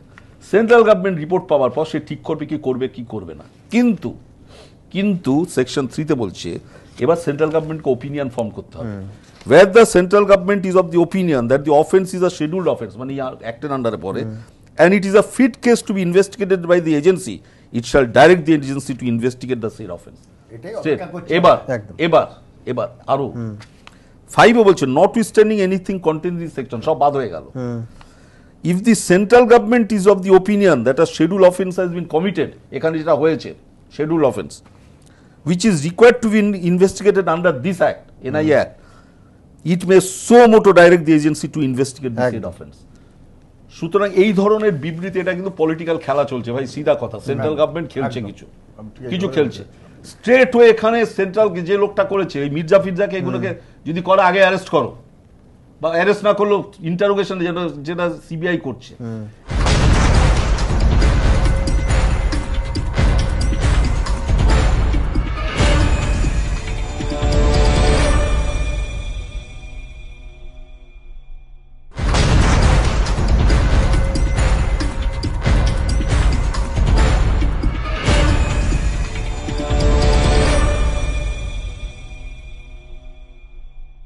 এবার একটা বলি, সেন্ট্রাল স্টেট গভর্নমেন্টের কোনো পারমিশনই লাগে না এখানে। ধরো দুটো অ্যাক্ট আছে আমি এনেছি, যেটা money laundering act, prevention of money laundering act, এই যে এনফোর্সমেন্ট ডিপার্টমেন্ট ঢুকেছে আমাদের, স্টেট গভর্নমেন্টের পারমিশন নিয়েছে? Obviously not. স্টেট ঢুকে যাবে, সেখানে ক্রিমিনাল প্রসিডিওর কোডটা পিছনে চলে যাবে। এই প্রিভেনশন অফ মানি লন্ডারিং অ্যাক্টটা উইল প্রিভেল, এটাই প্রথম, বাদ বাকি সব উজ্জ। এবং স্টেট পুলিশ অফিসার যে থানায় এরা ইনভেস্টিগেট করবে মানি লন্ডারিং এ, সেই থানার ক্ষমতা তার। যেটা আমরা বলছি যে ওই বিধাননগর ম্যাজিস্ট্রেট ভুল করেছিলেন ওই লকারটা আটকে যে অর্ডারটা দিয়েছে। একদম। 2 হলো, আরেকটা হলো এনআইএ অ্যাক্ট, স্টেট ওয়ে ঢুকবে। কারণ এটা রায়চৌধুরী সাহেব যেটা বললেন যে ইটস আ ডিফেন্সের ব্যাপার। কাল বাংলাদেশ কোথায় ঢুকছে কি পাকিস্তান থেকে কোথাও ঢুকছে, আমি স্টেটের জন্য বসে রাষ্ট্রের নিরাপত্তা, রাষ্ট্রীয় নিরাপত্তা। থার্ড হলো সিবিআই কে, যেমন সিবিআই কে স্টেটের পারমিশন নিতে হয়, অথবা কোর্ট যখন অর্ডার করে। সুতরাং এক্ষেত্রে এখানে কিছু ভাই দ্বিচারিতা হচ্ছে, আমি সিম্পল বলছি, আমি in the name of politics. Third, Mamata দেখালে, মমতা 3 পয়সার পালা দেখেছো? দেখোনি বোধহয়। অজিতেশ বন্দ্যোপাধ্যায় আমি ছোটবেলায় দেখেছিলাম, পড়েছো, কিন্তু দেখলে আরো মজা পেতে। অজিতেশ দাঁড়িয়ে আছে, তার প্রথম বউ এলেন, দ্বিতীয় বউ, দ্বিতীয় বউকে বলছে এ কে? বললো ডান চোখ মেরে বললো এ তো আমি তোমারই। আবার দ্বিতীয় বললো এ কে? বললো আমি তোমারই। এই 2 চোখ মারছে। তো এই এনআই অ্যাক্টের সময় 1 চোখ মারলো, যে এনআই অ্যাক্ট করা উচিত, এখন আরেক চোখ মারছে। এবং লাস্টে কি হয়, লাস্টে অজিতেশের যা হলো, দর্শককে চোখ বুঝছে নাম করে, যে আর কি করবে, ধরা পড়ে গেছি। এখন এই জায়গাগুলো হবে। এখন এই যে আমি আসবো, আমার একটা স্পেসিফিক প্রশ্ন আছে অরুণাবদার কাছে, কিন্তু তার আগে একবার দেখি যে সুমোটো কেন্দ্রীয় সরকার, অরুণাবদা যথার্থই বললেন, এখানে কিন্তু এনআইএতে মামলা শুরু করতে পারে, এনআইএ তাদের তদন্তের কাজ শুরু করতে পারে। দেখুন, বর্ধমান বিস্ফোরণ কাণ্ডের তদন্তভার এনআইএর হাতে তুলে দেওয়া নিয়ে রাজনৈতিক চাপানুতোর তুঙ্গে। বিরোধীদের দাবি তদন্ত করুক এনআইএ বা ন্যাশনাল ইনভেস্টিগেশন এজেন্সি, কিন্তু তৃণমূল তথা রাজ্য সরকারের এনআইএতে ঘোর আপত্তি। কিন্তু আইন কি বলছে? রাজ্য না চাইলেও কি এনআইএ তদন্ত শুরুর এখতিয়ার রয়েছে? এনআইএ আইন অনুযায়ী নাশকতামূলক কোনো অপরাধের তদন্ত শুরুর জন্য জাতীয় তদন্তকারী সংস্থা এনআইএ-কে আদালতের অনুমতি নেওয়ার প্রয়োজন নেই। কোনো রাজ্য যদি আবেদন জানায়, তাহলে কেন্দ্রীয় স্বরাষ্ট্র মন্ত্রক এনআইএ-কে দিয়ে তদন্ত শুরু করাতে পারে। রাজ্য সরকার আবেদন না করলেও কেন্দ্রীয় স্বরাষ্ট্র মন্ত্রক স্বতঃপ্রণোদিত হয়ে এনআইএর হাতে তদন্তভার তুলে দিতে পারে। সেক্ষেত্রে সংশ্লিষ্ট রাজ্যকে তদন্ত সংক্রান্ত সমস্ত তথ্য, নথি, প্রমাণ এনআইএর হাতে তুলে দিতে হবে। 2008 সালে মুম্বাই হামলার পর তৈরি করা হয়েছিল এনআইএ। তারা কাজ শুরু করেছিল 2009 সালে। মূলত জঙ্গি নাশকতামূলক অপরাধের তদন্ত করতেই এই সংস্থা গঠন করা হয়। এই কাজের জন্য তাদের বিশেষ প্রশিক্ষণও দেওয়া হয়। তাই বিস্ফোরণ বা জঙ্গি নাশকতার কোনো ঘটনা ঘটলেই ডাক পড়ে এনআইএর। কিন্তু পশ্চিমবঙ্গে ভিন্ন ছবি। সারদার কোটি কোটি টাকা তছরূপ বা পাড়ুইয়ে হত্যাকাণ্ডে সিবিআই এর তদন্তের দাবিকে ঘিরে যেভাবে এখানে রাজনৈতিক পারদ চড়ে, সেভাবেই জঙ্গি নাশকতা ঘিরেও চলছে রাজনীতি। সিবিআই এর মতোই এনআইএ তদন্তের দাবিকে ঘিরেও এ রাজ্যে রাজনৈতিক তরজা তুঙ্গে। এবিপি আনন্দ।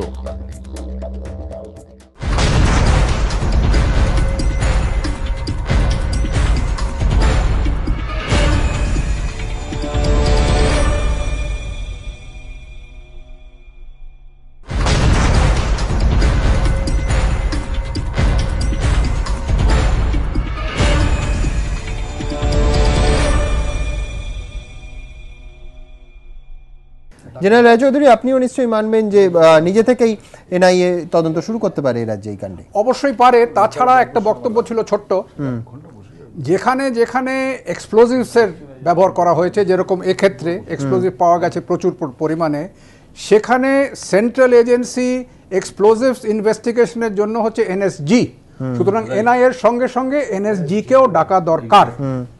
আমি অরুণাবদার কাছে একদম স্পেসিফিক্যালি আরেকটা সেকশন বলি, এই সেকশন 6 এর 6 নম্বর, ওয়্যার এনি ডিরেকশন, যেটা বলো সুমোটো করবে, বললাম তো, where any direction has been given the state government by the central government, the state government and any police officer of the state government investigating the offence shall not proceed with the investigation and shall forthwith transmit the relevant documents and records to the agency. যে মুহূর্তে NIA বলবে আমি নেমে গেছি বাজারে, একদম দিতে পারবে, তুমি একদম অথর্ব হয়ে গেল, তোমার সমস্ত কাগজ নিয়ে চলে যাবে। তো এখন সেন্ট্রাল গভর্নমেন্টের উচিত এই ধরনের পলিটিক্যাল বা এই কথা না বলে স্টেট ওয়ে অ্যাক্ট করা। কেন এই security of the state, Raychaudhuri সাহেব যেটা বললেন, একটা জিনিস এতদিন পর্যন্ত এনআইএ 2008 পর্যন্ত, এটা ঠিকই যেটা বলেছো, কিন্তু সাধারণভাবে এতদিন পর্যন্ত সবসময় স্টেটের সঙ্গে কনকারেন্সে এনআইএ এসছে।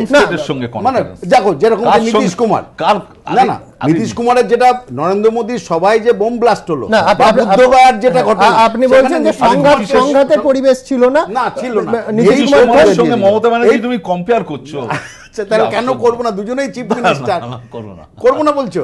হাসির খোরাক করো না। আচ্ছা করছি না তাহলে, কিন্তু এটা ঘটনা যেটা বলছি যে এনআইএ কে নিয়ে সংঘাত ভারতে এই প্রথম হলো। সুতরাং আমার নিজের মনে হয় যে আমাদের ইউনিয়ন মিনিস্ট্রি তার উপরে সেইটা নিয়ে একটা ডিসিশন দেখা যাক, ওয়েটিং ফর দি বেস্ট। হ্যাঁ অরুণাবদা, এইখানে আমার একটা প্রশ্ন, আপনি কেরলের একটা প্রত্যন্ত গ্রামের উদাহরণ দিলেন, মানে সত্যি সত্যিই তো রাজ্য সরকারের সহযোগিতা একটা পর্যায়ে দরকার হয়, একটা সেন্ট্রাল এজেন্সি এখানে জানাবার জন্য, হ্যাঁ তো এবং জানাবার জন্য এবং কাজ করার জন্য। একটা ঘটনা ঘটে যাওয়ার পর এটা কেরলের প্রত্যন্ত গ্রামে বা বর্ধমানের প্রত্যন্ত গ্রামে সেই হেল্পটা যদি না পায় কতটা কঠিন হয়ে যায় কাজটা? বাধ্য নইলে 356 হবে। আমি নামবো, আমার যদি কাজে বাধা দাও, তুমি রাষ্ট্রীয় কাজে বাধা দিচ্ছ, সেটা 356 ধারা প্রয়োগ হবে। এক্স্যাক্টলি, তো এইটাই রিপোর্টে বলেছে আজকে। কি বলেছে? হোম মিনিস্ট্রিতে যে রিপোর্ট জমা পড়েছে, হোম মিনিস্ট্রি, দেখো হোম মিনিস্ট্রি রিপোর্টটা তো তাই তো বলছি, কিন্তু প্রথমেই যে সন্দেহ যেটা বীজ আমার লাগছে, ভাই আমি লয়ার, জেরায় প্রথমেই জিজ্ঞেস করতাম ভাই এই দুজনের ইন্টারোগেশন কবে করলেন, এগুলো এদের পুরো রিলাই করা উচিত না, কারণ তুমিও শুনছো আমিও শুনছি, এখানে দুটো গভর্নমেন্ট পলিটিক্যাল ডিফারেন্স আছে, কিন্তু গভর্নমেন্ট যখন when it is in the chair of the মানে গভর্নমেন্ট সে কোনো এ থাকবে না। আমার প্রধানমন্ত্রী মোদী সাহেব, সেখানে কোনো দ্বিচারিতা থাকবে না আমার। সে যখন প্রধানমন্ত্রী he must act, NIA act প্রয়োগ করবে, ধরবে, সেখানে বাধা দেয়, যারা বাধা দেবে ভাই জেলে ঢোকো। একদম ঠিক। এইখানেই আরেকটা আশঙ্কা থাকে, সেটা হচ্ছে তথ্য প্রমাণ লোপের আশঙ্কা, যে প্রক্রিয়া নাকি শুরু হয়ে গেছে। ঠিক কি রকম সেই আশঙ্কা যারা জানেন তাদের সঙ্গে কথা বলে এই রিপোর্ট আমরা তৈরি করেছি। পশ্চিমবঙ্গ সরকার সারদা কাণ্ডে সিবিআই তদন্তের বিরোধিতা করেছিল, পাড়ুই কাণ্ডেও ছিল একই অবস্থান। এবার বর্ধমান বিস্ফোরণ কাণ্ডের মতো নাশকতামূলক ঘটনাতেও কেন্দ্রীয় সংস্থা এনআইএ কে দিয়ে তদন্ত করাতে আপত্তি রাজ্য সরকার তথা তৃণমূলের। শুধু আপত্তি নয়, এনআইএ এর অভিযোগ জেলা পুলিশ তাদের তদন্তের কাজে অসহযোগিতা করেছে। অনেকেই বলছেন এ বিষয়টি নিয়ে রাজনীতি করা উচিত নয়, যেমনটা করেননি বিহারের মুখ্যমন্ত্রী নীতিশ কুমার।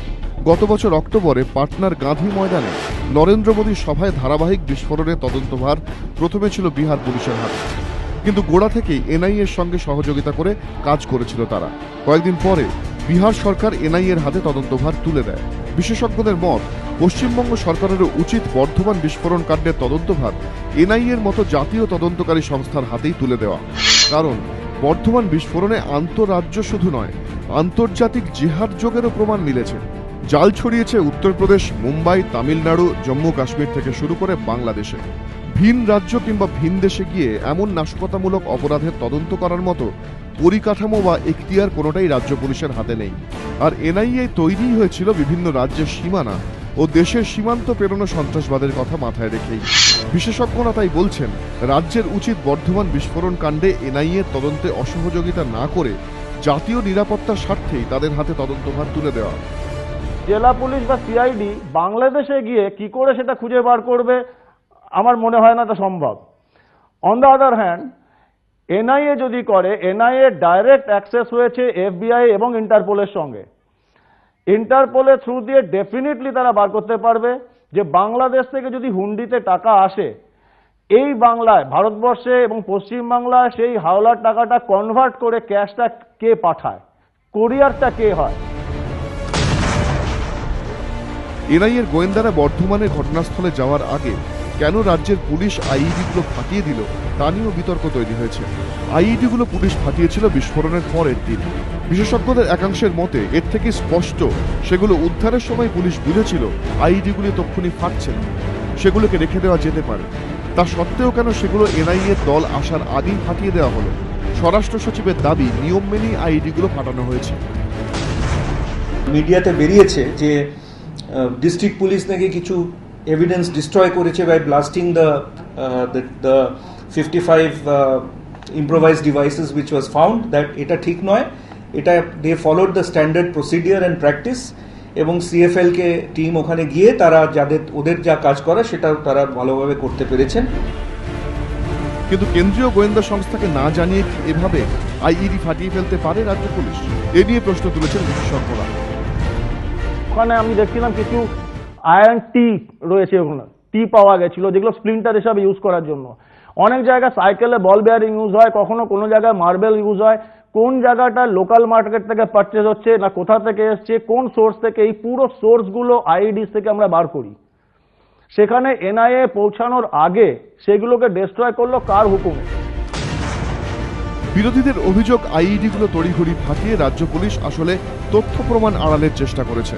কারণ বিশেষজ্ঞদের দাবি আইইডিগুলো না ফাটিয়ে যদি সেগুলো নিষ্ক্রিয় করে রেখে দেওয়া হতো তাহলে এনআইএ সেগুলো পরীক্ষা করে বুঝতে পারত কি বিস্ফোরক ব্যবহার হয়েছে, কি সার্কিট রয়েছে, কিংবা কোন মেকানিজমে আইইডি তৈরি হয়েছে। আর তার থেকে আঁচ পাওয়া যেত বিস্ফোরণের নেপথ্যে কোন জঙ্গি গোষ্ঠীর হাত থাকতে পারে। বিশেষজ্ঞদের দাবি এনআইএর হাতে তদন্তের দায়িত্ব তুলে দিতে যত দেরি হবে ততই তাদের বিস্ফোরণ কাণ্ডের সূত্র পেতেও সমস্যা হবে। কারণ যত দিন যাবে ততই ধৃত ও অভিযুক্তরা নিজেদের গুছিয়ে নেওয়ার সুযোগ পাবে। এর জেরায় তথ্য পেতে সমস্যায় পড়বে এনআইএ। এবিপি আনন্দ। আমি সুজন বাবুর কাছে পরের প্রশ্ন নিয়ে যাব, কিন্তু তার আগে দ্রুত আপনাদের এই মুহূর্তে তদন্ত, সিআইডি তদন্ত যে পর্যায়ে গেছে দেখাবো। কিন্তু তার আগে দুজন একেবারে গ্রামের মহিলা রাজিয়া এবং আমিনা, কিন্তু তাদের ইস্পাত কঠিন স্নায়ু দিয়ে তদন্তকারী অফিসাররা সত্যি সত্যি হতবাক। যেভাবে পরিস্থিতি সামলাচ্ছেন এবং প্রশ্নের উত্তরে নিরুত্তর থাকছেন তারা, অবাক হয়ে যাচ্ছেন তদন্তকারী অফিসাররা। দেখুন।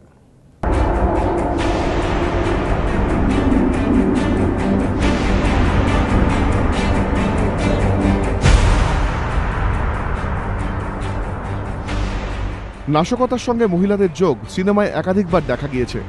বর্ধমান বিস্ফোরণ কাণ্ডেও ফের একবার দেখা গেল। অষ্টমীর দুপুরে বর্ধমানের খাগড়াগড়ের একটি বাড়িতে হঠাৎ বিস্ফোরণ। সঙ্গে সঙ্গে বেশ কিছু লোক বাড়িটির সামনে জড়ো হয়ে যান। তারা দেখেন বাড়ির নালা দিয়ে তাজা রক্ত ও জল বের হচ্ছে। এই বিস্ফোরণে দুজন প্রাণ হারায়, একজন গুরুতর আহত হয়। এই ঘটনায় সবার আগে যে দুজনকে পুলিশ গ্রেফতার করেছিল তারা দুজনেই মহিলা, রাজিয়া ও আমিনা, গ্রামের ছাপোষা মুখচোরা দুই তরুণী। রাজিয়ার বাড়ি নদিয়ার করিমপুরে। বিস্ফোরণে সে তার স্বামী শাকিল গাজীকে হারিয়েছে। নদিয়ার করিমপুরের বারবাকপুর গ্রাম, এই বাড়িতেই থাকতেন রাজিয়া। 2007 সালে সাকিলের সঙ্গে তার পরিচয় হয়। পরিবারের সদস্যরা বলছেন সাকিল গাজীর সঙ্গে পরিচয় হয়েছিল। সাকিল এই গ্রামে ফেরি করতে আসে এবং তার পরবর্তী ক্ষেত্রে পরিচয়। বছর 3 আগে তাদের বিয়ে হয়। পরিবারের সদস্যদের দাবি বিয়ের পর একবার ঘণ্টাখানেকের জন্য সাকিল এবং রাজিয়া গ্রামে এসেছিল।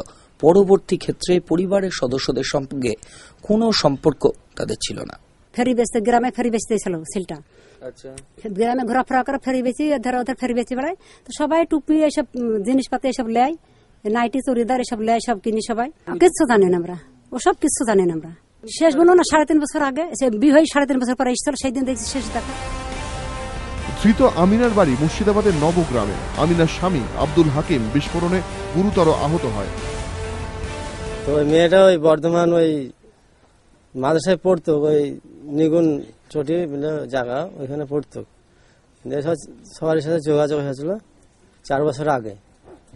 পড়তে পড়তে এবার ওই জামাইটা আব্দুল হাকিম ও ভাত রান্না করতো আর ও পড়তো। যে ওখানে যোগাযোগ হয়ে বছর দিনের আগে বিবাহ হয়ে যায়। এসে আপনার ওই জিজ্ঞেস করলাম যে কি কোথায় কাম করছো, আমরা বোরখার দোকানে কাম করি, বোরখা টোরখা সেলাই করি।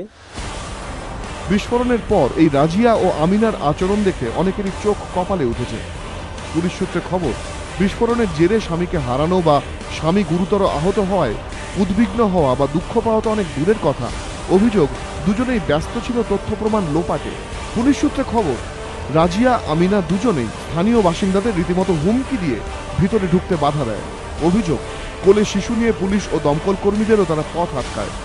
শেষমেশ পুলিশ ভিতরে ঢুকে দেখে মেঝেতে দুজনের নিথর দেহ পড়ে, একজন যন্ত্রণায় কাতরাচ্ছে, কিন্তু দুই তরুণী নির্লিপ্ত। তারা তখন ব্যস্ত বিস্ফোরণের আগুনে mobile phone, voter ID card সহ বেশ কিছু নথিপত্র ফেলে দিয়ে তথ্য প্রমাণ লোপাটের কাজে। কিন্তু দুই মহিলা চোখের সামনে দেখছে একজনের স্বামী মারা গিয়েছে, অন্যজনের স্বামী কাতরাচ্ছে। তা সত্ত্বেও তারা কোলে শিশুকে নিয়ে কিভাবে নির্লিপ্ত থাকতে পারে? তাদের এমন মানসিকতা তৈরি হলো কিভাবে?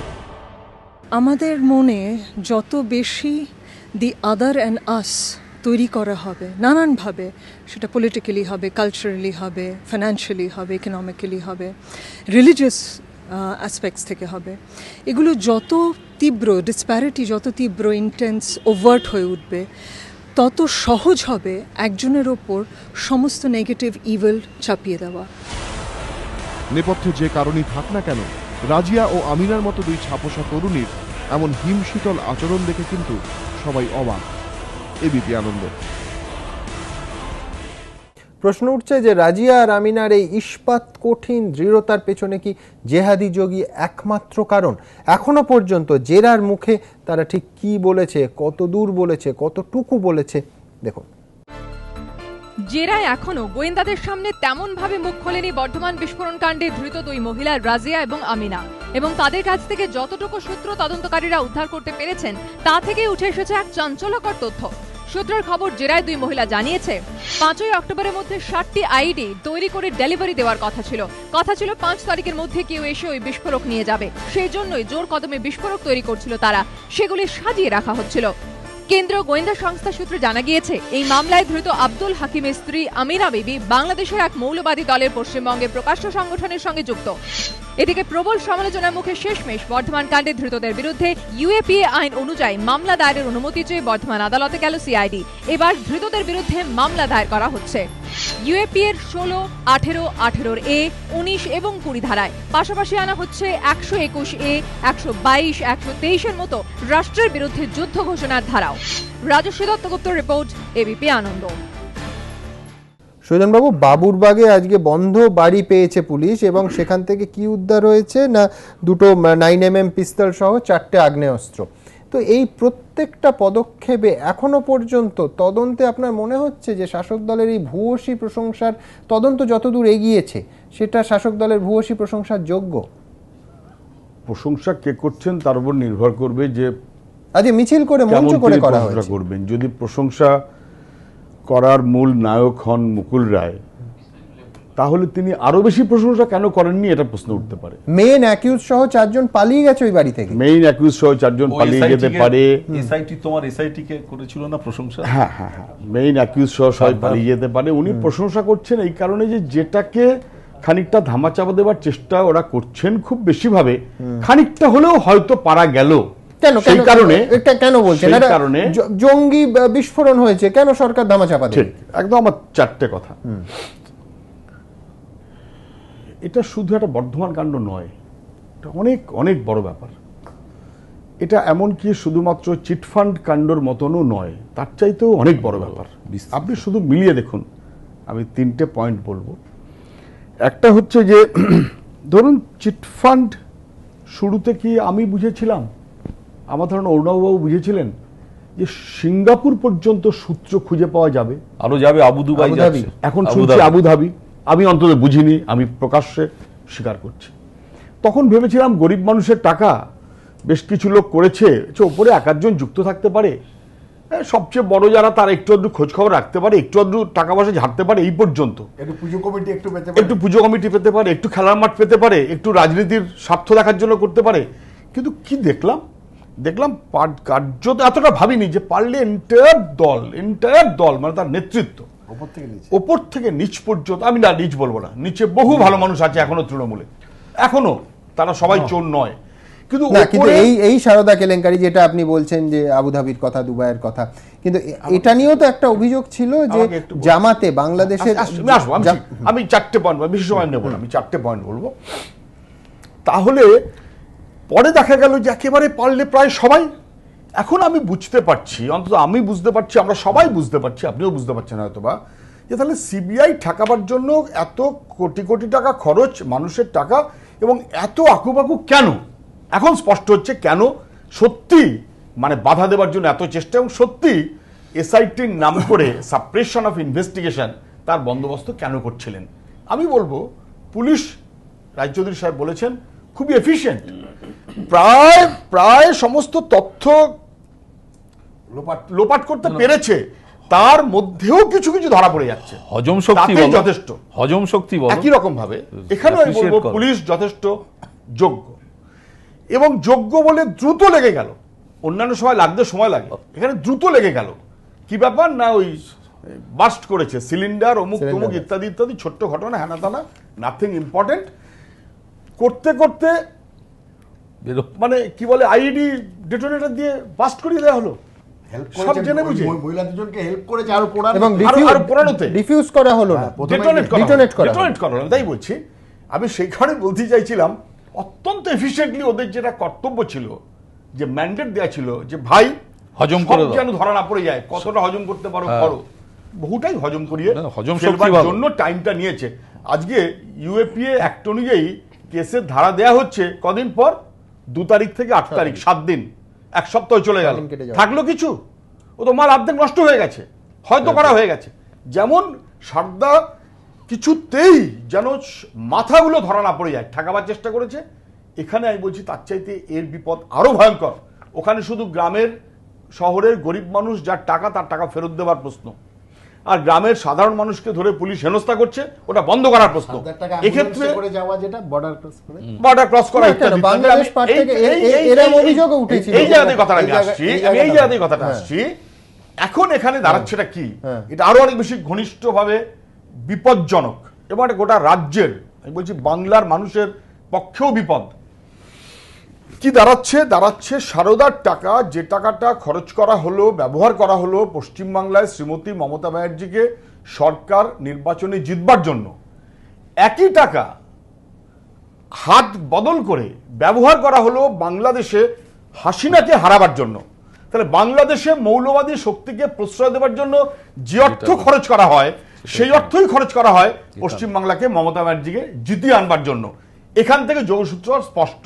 এবার এই টাকাটা চললো জামাত ওখানে সব মিলে ইলেকশনের পর খানিকটা দাঁড়াচাড়া খেয়েছে, তারা খাচ্ছে ইত্যাদি ইত্যাদি। সেফ হেভেন কোনটা? তাহলে পুলিশ এবং স্থানীয় নেতারা আমাদের সাহায্য করবে, বন্দোবস্ত তো হয়েই রয়েছে।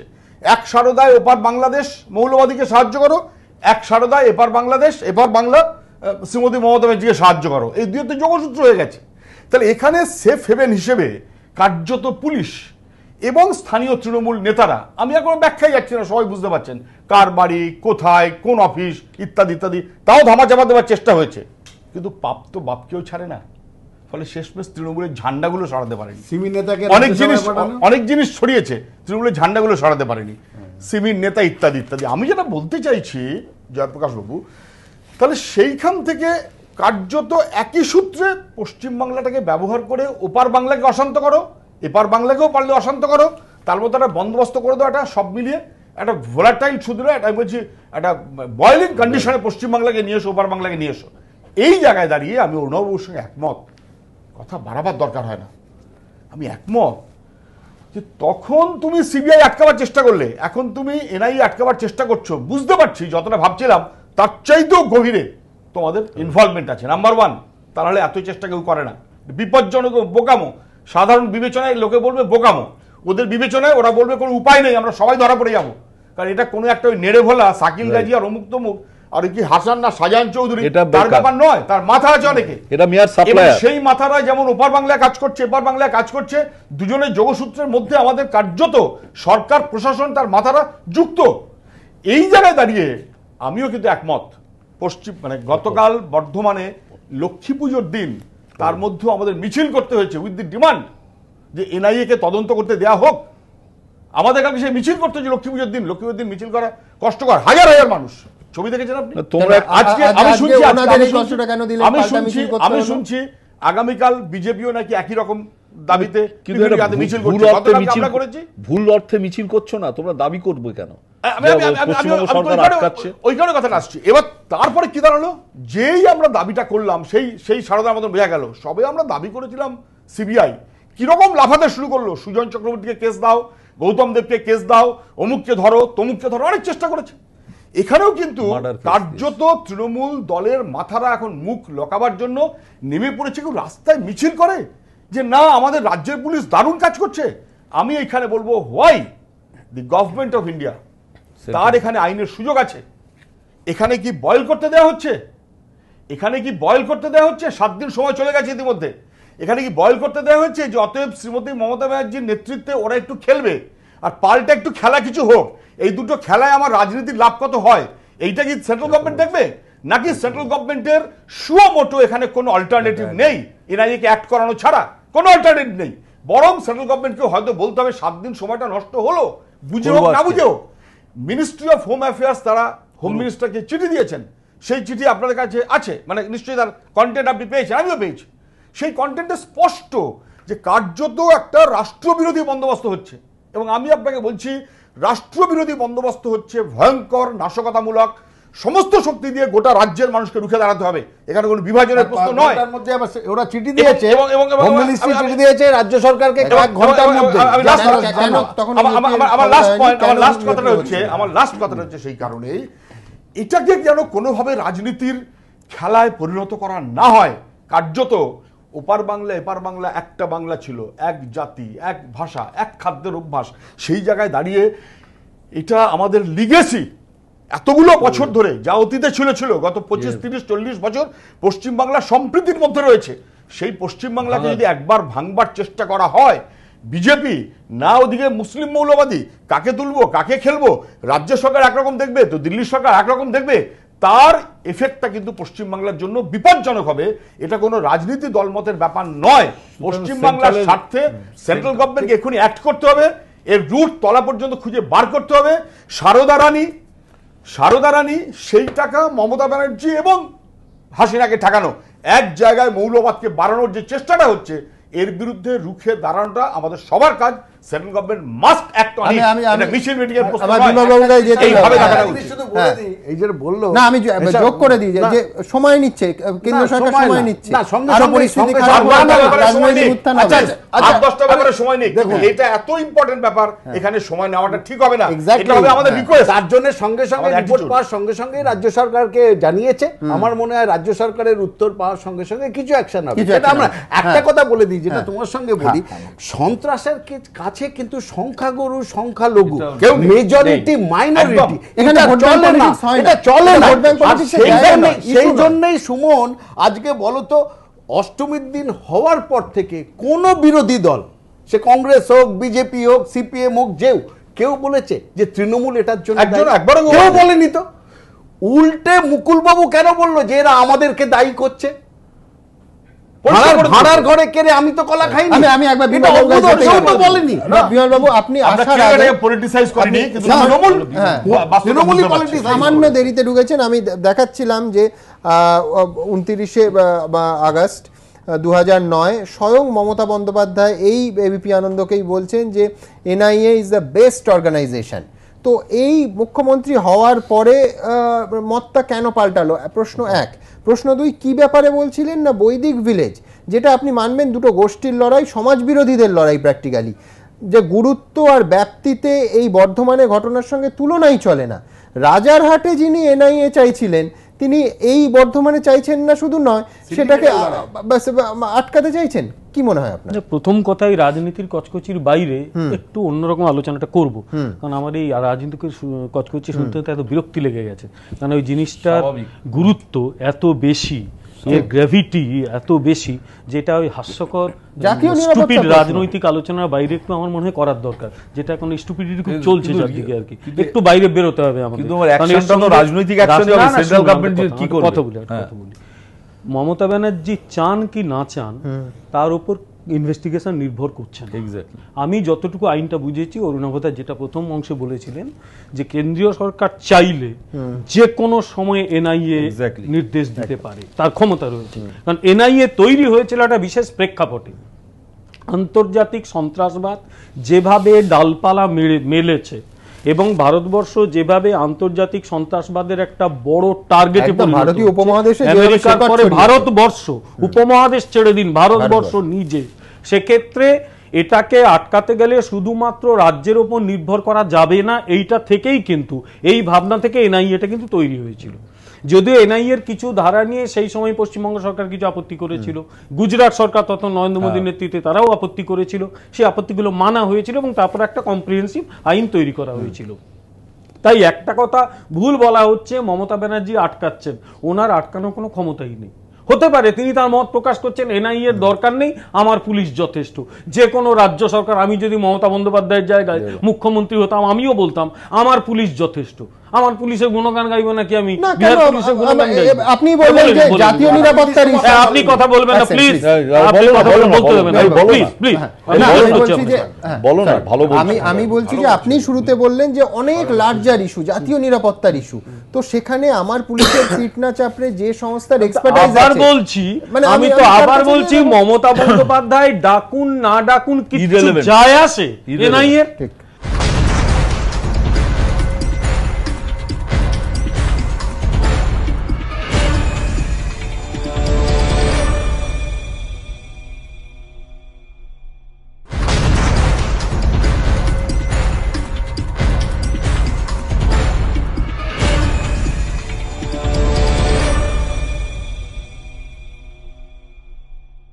এনআইএ কেন্দ্রীয় সরকার একদিনেই নির্দেশ দিতে পারে, একদিনে।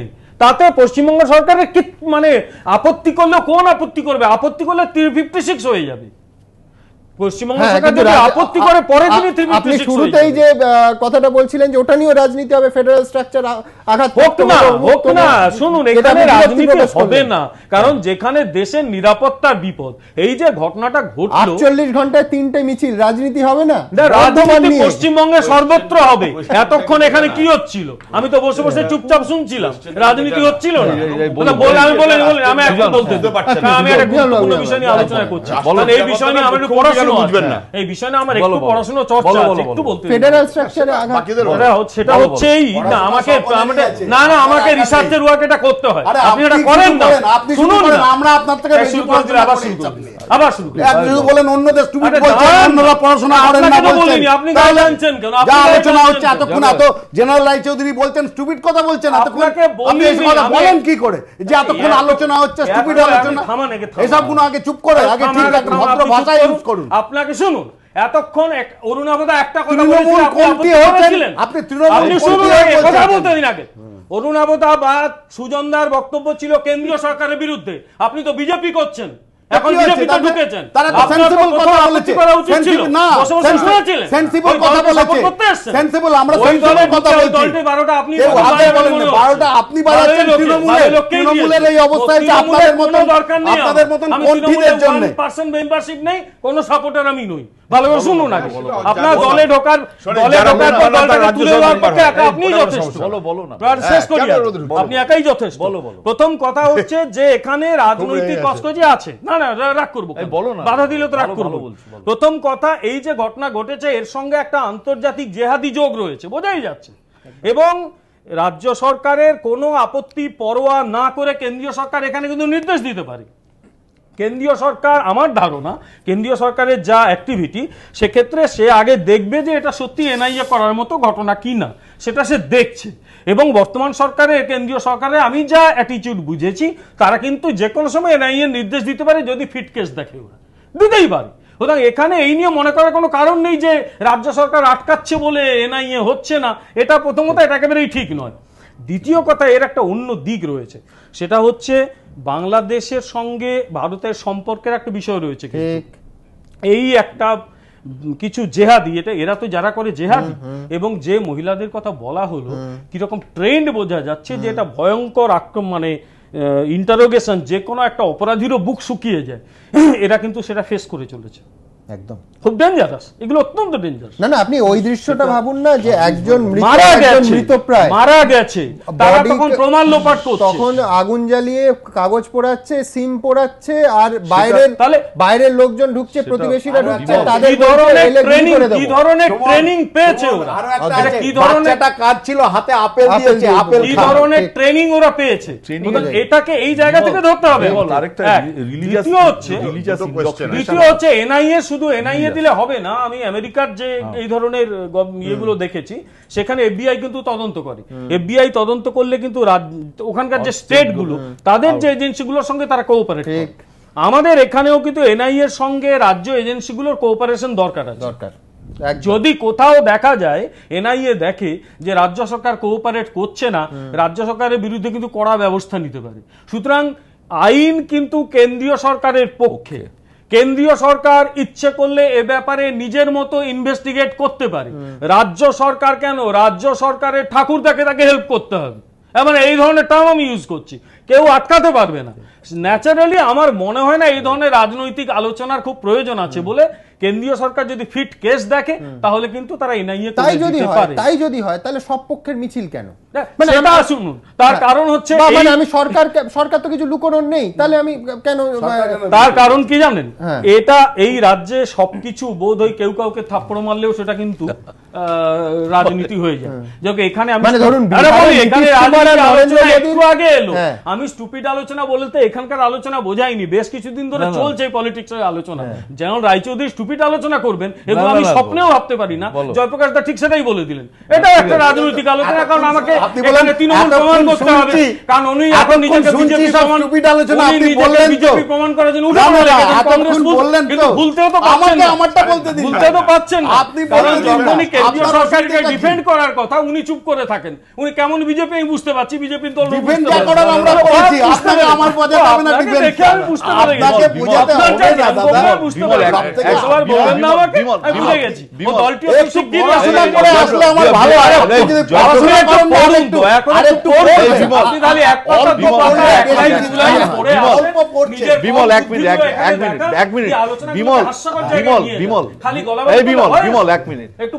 আমি তো কংগ্রেস করি, কিন্তু যখনই আইনের কথা আসে না, দরকার পড়লে আমি কংগ্রেসের বিরুদ্ধেও বলি, কারণ আমার দায়িত্ব হলো মানুষের কাছে আইনটা পৌঁছে দেওয়া। ঠিকই তো, সেটা তো লজিক।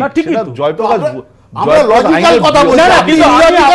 আমি আপনার আলোচনা আমি কিন্তু অ্যাকসেপ্ট করছি না। আপনি যেটা বললেন যে কেন্দ্রীয় সরকার এবং রাজ্য সরকারের মধ্যে রাজনীতির লড়াই হচ্ছে বা রাজনীতির খেলা হচ্ছে, আপনি খেলা কথাটা উল্লেখ করেছেন, আমি ওটা অ্যাকসেপ্ট করছি না। আমার মনে হচ্ছে না কোথাও কেন্দ্রীয় সরকার রাজনীতির খেলা খেলছে। তারা একদম সুনির্দিষ্ট কতগুলো নিয়ম কানুন মানছে। তারা দেখবে যে সত্যি এনআইএ দিয়ে তদন্ত করার মতো এটা কিনা, বা রাজ্য সরকার যে বলেনি, আমি শেষ করে দিই, রাজ্য সরকার যে তদন্তটা করছে তাতেই মোটামুটি সবকিছু সত্য বেরিয়ে আসবে কিনা। যদি না হয় কেন্দ্রীয় সরকার কিন্তু নিঃসন্দেহে এনআইএ দিয়ে তদন্ত করাবে, এ নিয়ে সন্দেহের কোনো জায়গায়। তাই আপনার ওই জায়গাটা আমি অ্যাকসেপ্ট করতে পারছি। বক্তব্যটা এক মিনিট আর একটা বক্তব্য যে রাখছে না, সে করুক না, সে তো রাজনৈতিক আলোচনা। আপনি এনআইএ দাবি করে মিছিল করবেন, সে করবে না, এটা হতে পারে। যিনি বক্তব্য রাখছেন বিজেপি জেনারেল সেক্রেটারি, সে তো গভর্নমেন্ট অফ ইন্ডিয়ার হয়ে বলছেন না, তো দলের। সুতরাং যে লজিকটা বলছে সেইখানে আমি বলছি যে রাজনীতি হচ্ছে, সেটা রাজনীতি হচ্ছে। কিন্তু আপনি যেটা বলছেন কেন্দ্রীয় সরকার এনআইএ বলছেন, তো একটা কথা পরিষ্কার, রাজ্য সরকার প্রমাণ লোপের চেষ্টা করেছে, রাজ্য পুলিশ। ঘটনা নাম্বার 1 পিরিয়ড। ঘটনা এনআইএ হবে কি হবে না তার পরের কথা। প্রাইমারি রিপোর্ট রাজ্য সরকার পাঠিয়েছে দিল্লির কাছে, যার উপরে বেস করবে হোম মিনিস্ট্রি, সেইটা ডাইলিউট করে পাঠিয়েছে বাইরে পড়ে, যাতে এই অ্যাক্টের বাইরে পড়ে। তারপরে যখন এনআইএ, লোকাল এনআইএ মানে সুমোটো প্রাইমারি ইনভেস্টিগেশন করে যখন রিপোর্ট দিয়েছে, তার সঙ্গে সঙ্গে আজকেই হোম মিনিস্ট্রি জানতে চেয়েছে স্টেট গভর্নমেন্টের কাছে উইথ অল মানে ডিউ প্যারামিটার, যে তোমাদের কি বক্তব্য বলো। সুতরাং এই দিক থেকে সেন্ট্রাল গভর্নমেন্টের হোম মিনিস্ট্রি তারা কিন্তু আরো অ্যাক্টিভ হোক, ভালো, সেটা বলতেই পারো। কিন্তু ঘটনাটা হচ্ছে এই যে করছে, এটা একটা জিনিস মুছে ফেলতে পারছে না যে রাজ্যের পুলিশ যারই ইনস্ট্রাকশনে হোক না কেন, লোকাল এসপি, রাজ্যের পুলিশ এবং হোম সেক্রেটারি যে ভাষায় এটাকে ডাইলুট করেছে সেটা নিন্দনীয়। সেইটা কিন্তু দেখলেন এরা কেউ বলেন না, সেইটা বলেন না, এটা নিন্দা করবেন না। এসআইটি যেমন ধামাচাপা দিতে চেয়েছে, এখানে রাজ্য সেটা হচ্ছে যদি এনআইএ দেখে যে রাজ্য সরকারের পুলিশ প্রমাণ লোপের চেষ্টা করছে, তাহলে রাজ্য সরকারের হাল বেহাল করে ছেড়ে দেবে। এক, 2 নম্বর হচ্ছে এই যে জেহাদি জঙ্গি, বহুদিন ধরে এই গোলমালগুলো হচ্ছে। সীমান্ত অঞ্চলে এই যে কার্ড পাইয়ে দেওয়া, কি করে একজন ভোটার আইডেন্টিটি কার্ড পেলো, কার জন্য পেলো, সেটা তদন্ত করার দরকার আছে। সেই কারণে মাননীয় প্রাক্তন শেষ করতে দিন, মাননীয় প্রাক্তন সে এটা কেন্দ্রীয় সরকার নিয়ে দিন, শেষ করতে দিন, শেষ হয়নি, এটা আপনার দিকেই মাননীয় প্রাক্তন মুখ্যমন্ত্রী শেষ করতে দিন। না আমি শেষ করে সব বুঝলাম, তাহলে রাজ্য সরকার অথবা রাজ্য সরকারের নেতারা এনআইএ, আপনি এটা বুঝতে পারছেন বিরোধিতা করা উচিত না, রাজ্য সরকারের নেতারাই বিরোধিতা করছে কেন? সেই বিরোধিতা কেন্দ্রীয় সরকারকে সহ্য করতে পেরে মাথার দিব্যি দিয়েছে। লাস্ট একটু থেকে গেল, প্রাক্তন মুখ্যমন্ত্রী বুদ্ধদেব ভট্টাচার্য শপথ নেওয়ার পরেই, যেহেতু পাবলিক ডোমেইনে আছে বলতে পারি, তিনি কিছু মাদ্রাসাকে নিয়ে প্রশ্ন করেছিলেন, অবৈধ মাদ্রাসা এবং সেখানে অস্ত্র শিক্ষা হয় এসব বলেছিলেন। 180 ডিগ্রি ঘুরে দিয়ে পরে 180 ডিগ্রি ঘুরে গিয়েছিলেন, না 360 ডিগ্রি বলতে পারবো না। তারপরে সমস্ত তদন্তের দাবি করছি এনআইএ এর কাছে, পশ্চিমবঙ্গের সমস্ত বর্ডার এরিয়াতে গত 30 বছরে অবৈধ অনুপ্রবেশ কারা করেছে, কারা রেশন কার্ড পেয়েছে, কারা ভোটার আইডেন্টিটি কার্ড পেয়েছে, দয়া করে তদন্ত করুন। তদন্ত করে সে যে দলে থাকুক, কোমরে দড়ি দিয়ে টানতে টানতে জেলে পুরুন।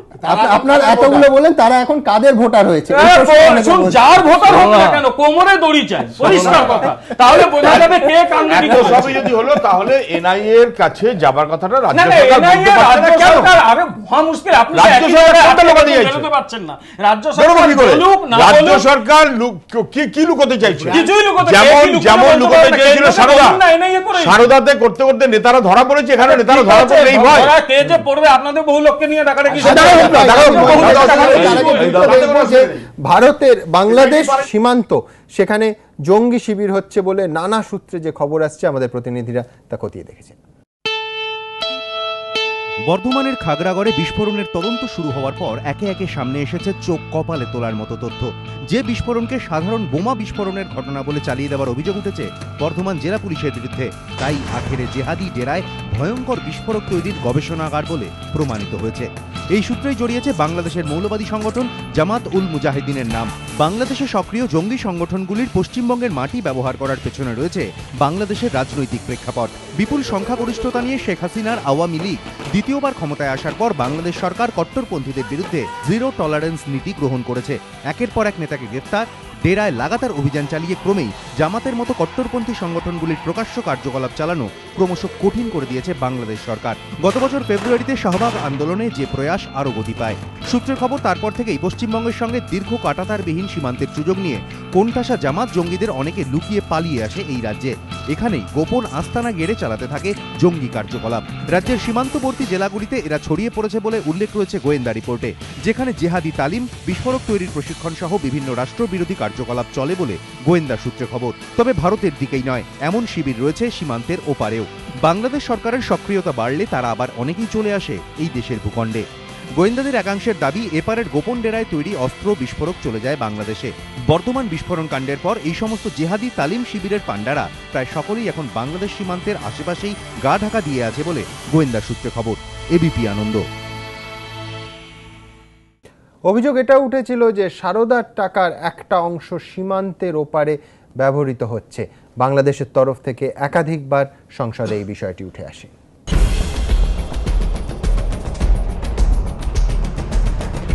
আপাতদৃষ্টিতে সারদা কেলেঙ্কারি ও বর্ধমান বিস্ফোরণের মধ্যে কোনো যোগসূত্র নেই, কিন্তু তা সত্ত্বেও এর মধ্যে এক অদৃশ্য সম্পর্ক খুঁজে পাচ্ছেন অনেকেই। সম্পর্কটা ভায়া বাংলাদেশ, সম্পর্ক জামাতের সৌজন্যে। সারদা কেলেঙ্কারির কোটি কোটি টাকা যেমন এ রাজ্যের বহু প্রভাবশালীর পকেটে গিয়েছে, তেমনি বিপুল পরিমাণ টাকা বাংলাদেশে জামাতের জঙ্গি কার্যকলাপের জন্য এপার থেকে ওপারে গিয়েছে বলে অভিযোগ। খোদ রাজ্যেরই এক সাংসদের মধ্যস্থতায় সেই টাকা জামাতের হাতে পৌঁছেছে বলে অভিযোগ উঠেছে। আর বর্ধমান বিস্ফোরণ কাণ্ডেও জামাত যোগের প্রসঙ্গ উঠে আসছে রাজ্যের বিভিন্ন সীমান্তবর্তী জেলায় জামাত জালের ছবি, জামাতকে মদত জোগানোর অভিযোগ। তাহলে কি সেই মদতে ক্রমেই এ রাজ্যে বলিয়ান হয়ে উঠছে বাংলাদেশের মৌলবাদী সংগঠনগুলি? আর এই প্রেক্ষাপটেই বিরোধীদের প্রশ্ন, খোদ রাজ্যেরই এক সাংসদের বিরুদ্ধে যখন সারদা কেলেঙ্কারির টাকা বাংলাদেশে মৌলবাদীদের হাতে তুলে দেওয়ার অভিযোগ, তখন কি সেই ঘটনার নিরপেক্ষ তদন্ত রাজ্য পুলিশের পক্ষে করা সম্ভব? সারদা কাণ্ডেও তো এই নিরপেক্ষতার প্রশ্নই উঠেছিল। পরে সুপ্রিম কোর্ট কেন্দ্রীয় সংস্থা সিবিআই এর হাতে তদন্তের দায়িত্ব তুলে দেয়। তাহলে বর্ধমান বিস্ফোরণের তদন্তভার কেন কেন্দ্রীয় সংস্থা এনআইএ এর হাতে তুলে দেওয়া হবে না? এই প্রশ্ন তুলছে বিরোধীরা। এবিপি আনন্দ। মহিদুল, আপনার কাছে যাব যে কেন্দ্র সরকার পারে, কেন্দ্র সরকার হয়তো করবেও, যেরকম বিমলবাবু বলছেন, তাহলে রাজ্য সরকার আটকানোর প্রয়াসটা কেন করছেন? মানে আমি বলছি, আমি যদি রাজনীতির দিক থেকেও দেখি, কতটা ওয়াইজ? এই স্পেসিফিক প্রশ্ন আমি প্রথম আগে খুব সংক্ষেপে জবাব দিয়ে দিই, তারপরে আমি কয়েকটা বৃহত্তর প্রশ্নে আসবো যেটা এই আলোচনা হয়েছে এখানে। এক হচ্ছে, আপনি যদি তৃণমূল কংগ্রেসের যদি গত কয়েক বছরের রাজনৈতিক চরিত্রটা যদি দেখেন এবং তৃণমূল সরকারে আসার পর থেকে যদি আপনি দেখেন, তাহলে তারা যেটা করে সেটা হলো যে খুব আগ্রাসী একটা কেন্দ্র বিরোধী একটা পজিশন তারা নেয় বিভিন্ন বিষয় নিয়ে। যে সুপ্রিম কোর্টে কোনো একটা মামলার কেন কেস হবে, সিবিআই কেন কোনো একটা কেসের কেন ইনভেস্টিগেশন করবে, ইলেকশন কমিশনের সঙ্গে ঝামেলা, অর্থাৎ বিভিন্ন ধরনের যে সেন্ট্রাল যে সমস্ত ইনস্টিটিউশনসগুলো আছে তার বিরুদ্ধে একটা আগ্রাসী একটা তার মনোভাব, সেটা তার একদম নীতিগত অবস্থান থেকেই হয়তো আসে। সেই একটা দিক একটা থাকতে পারে। দ্বিতীয় যে দিকটা হচ্ছে সেটা হলো যে এটা হতেই পারে যে একটা ইন্টেলিজেন্স ফেলিয়ারের জন্য হয়েছে, সরকারের এখানে মুখ পুড়েছে এবং সরকার চাইছে যে আর যাতে ফার্দার আর যাতে মুখ না পড়ে, এবং তারা কোনো রকম ভাবে একটাকে ধামাচাপা দেওয়ার একটা চেষ্টা করছে যে ঠিক আছে এত বড় একটা, কিন্তু বিপজ্জনক রাজ্যের হাতে এই জিনিস, এই তদন্ত রাখাটা তো সরকারের পক্ষেও বিপজ্জনক। কারণ মানে এই টাইপ অফ আইসবার্গও নয়, একটা ভগ্নাংশই যদি এই হয়, একদমই তাই, তাহলে এর শিকড় কোথায়, সেই তদন্ত তো বের করা উচিত। এক্স্যাক্টলি। এবং সেক্ষেত্রে যেটা তৃতীয় যে কারণটা, আরেকটা সম্ভাব্য কারণ যেটা হতে পারে, যে এই ধরনের কোনো একটা মডিউল কিংবা এই ধরনের কোনো একটা স্লিপার সেল, সেই স্লিপার সেল মডিউলগুলো কনসেপচুয়াল কিছু ডিফারেন্স আছে, আমি সেটা এখন যাচ্ছি না সময়ের অভাবের ফলে, কিন্তু এই ধরনের একটা কোনো মডিউল অথবা স্লিপার সেল হোয়াট এভার সেটা কেস যাই চলুক, সেটাই যখন চলছিল সেটা কোনো লোকাল লেভেলের যে থানা, যেটা জেনারেল রায়চৌধুরীও বলছিলেন, এবং তার সঙ্গে একটা বড় ব্যাপার হচ্ছে পাড়ার যে রাজনৈতিক যে নেতারা, লোকাল নেতারা, তারা তো এই বিষয়গুলো জানে। কারণ তৃণমূল কংগ্রেসের আজকের দিনে যে সাংগঠনিক যা পরিস্থিতি, তাহলে তাদের কিন্তু একটা বুথ লেভেল কমিটি আছে, এবং বুথ লেভেলে যে সেখানে তৃণমূল কংগ্রেসের যে ভোট করে, এবং ওই যে বাড়িটাও হচ্ছে আপনি দেখবেন 2008 এবং 2013 সালের পঞ্চায়েত নির্বাচনের জন্য ব্যবহৃত হয়েছে। আমরা জানি না লোকসভার জন্য ব্যবহৃত হয়েছে কিনা। এবার এই যে বাড়িতে যে অস্ত্রাগার, মানে অস্ত্রাগার ঠিক না, গবেষণাগার, সেই গবেষণাগারে যে ধরনের বোমা কিংবা যে ধরনের অস্ত্রশস্ত্র পাওয়া গেছে, এটা তো মূলত সাপ্লায়ারের একটা ব্যাপার, বোঝাই যাচ্ছে যে এরা বিভিন্ন লোককে সাপ্লাই করে। সেই সাপ্লাইটা হচ্ছে বর্ডারের ওপারে যেত নাকি পশ্চিমবঙ্গের ভেতরে আসতো, কারণ বর্ধমান জায়গাটা কিন্তু দক্ষিণবঙ্গের খুব সেন্ট্রাল একটা জায়গা। মানে এখন তাহলে তৃণমূল কংগ্রেসের কিছু নেতা বীরভূম জেলায় যে পুলিশকে বোম মারতে বলে, এই সমস্ত বলে, তাহলে এই ধরনের কোনো অস্ত্রাগার থেকে কি বোম যেত সেখানে? মানে এই আমি বলছি যে এই পার্টিকুলার অস্ত্রাগার না, সেটাই আমি বলছি। মানে ইন্টারনাল সাপ্লাইও তুমি বলছো, সেই সম্ভাবনা উড়িয়ে দেয়া। আমি বলছি এই বর্ধমানে এই জায়গা থেকে হচ্ছে না, কিন্তু এই ধরনের কোনো একটা অস্ত্রাগার, দেখুন এই বোমগুলো কিন্তু খুব লো ইন্টেন্সিটি বোম ছিল, মানে এরকমটা এখানে আমি আবার আপনার কাছে আসবো। আমি দর্শকদের দেখাতে চাইবো যে এই বোমের কথা যেটা বলা হচ্ছে সেটা কিন্তু RDX ধরনের কিছু নয়, এবং তার যা মেটেরিয়াল, তার যা ফর্মুলা, আজকে আমাদের প্রতিনিধিরা বেরিয়ে গেছিলেন যে কলকাতা শহরে খুব সহজেই সেগুলো পাওয়া যায়। আপনাদের খেয়াল থাকবে যে এই তদন্ত রিপোর্ট এখনো যেখানে পৌঁছেছে সেখানেও বলা হয়েছে যে 45,000 টাকা দিয়ে এই কলকাতা শহরের বুক থেকে এই বোমের কাঁচামাল কেনা হয়েছিল। সেই কাঁচামাল কতটা সহজে উপলব্ধ হয়, কতটা সহজে পাওয়া যায় কলকাতার রাস্তায়, দেখেছেন আমাদের প্রতিনিধিরা। দেখুন বর্ধমানে বিস্ফোরণ, কিভাবে বিস্ফোরক তৈরি হলো, কোথায় পাঠানো হলো, এসব নিয়েই এখন তোলপাড়। কিন্তু এ রাজ্যে বিস্ফোরক তৈরি করাটা কি খুব কঠিন?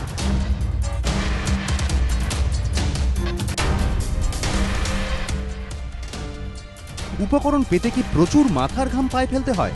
না, কারণ potassium nitrate, aluminium sulphate, iron ডাস্টের মতো বিস্ফোরক তৈরির উপকরণ রমরমিয়ে বিকোচ্ছে খোলা বাজারেই। Red phosphorus, potassium nitrate, iron dust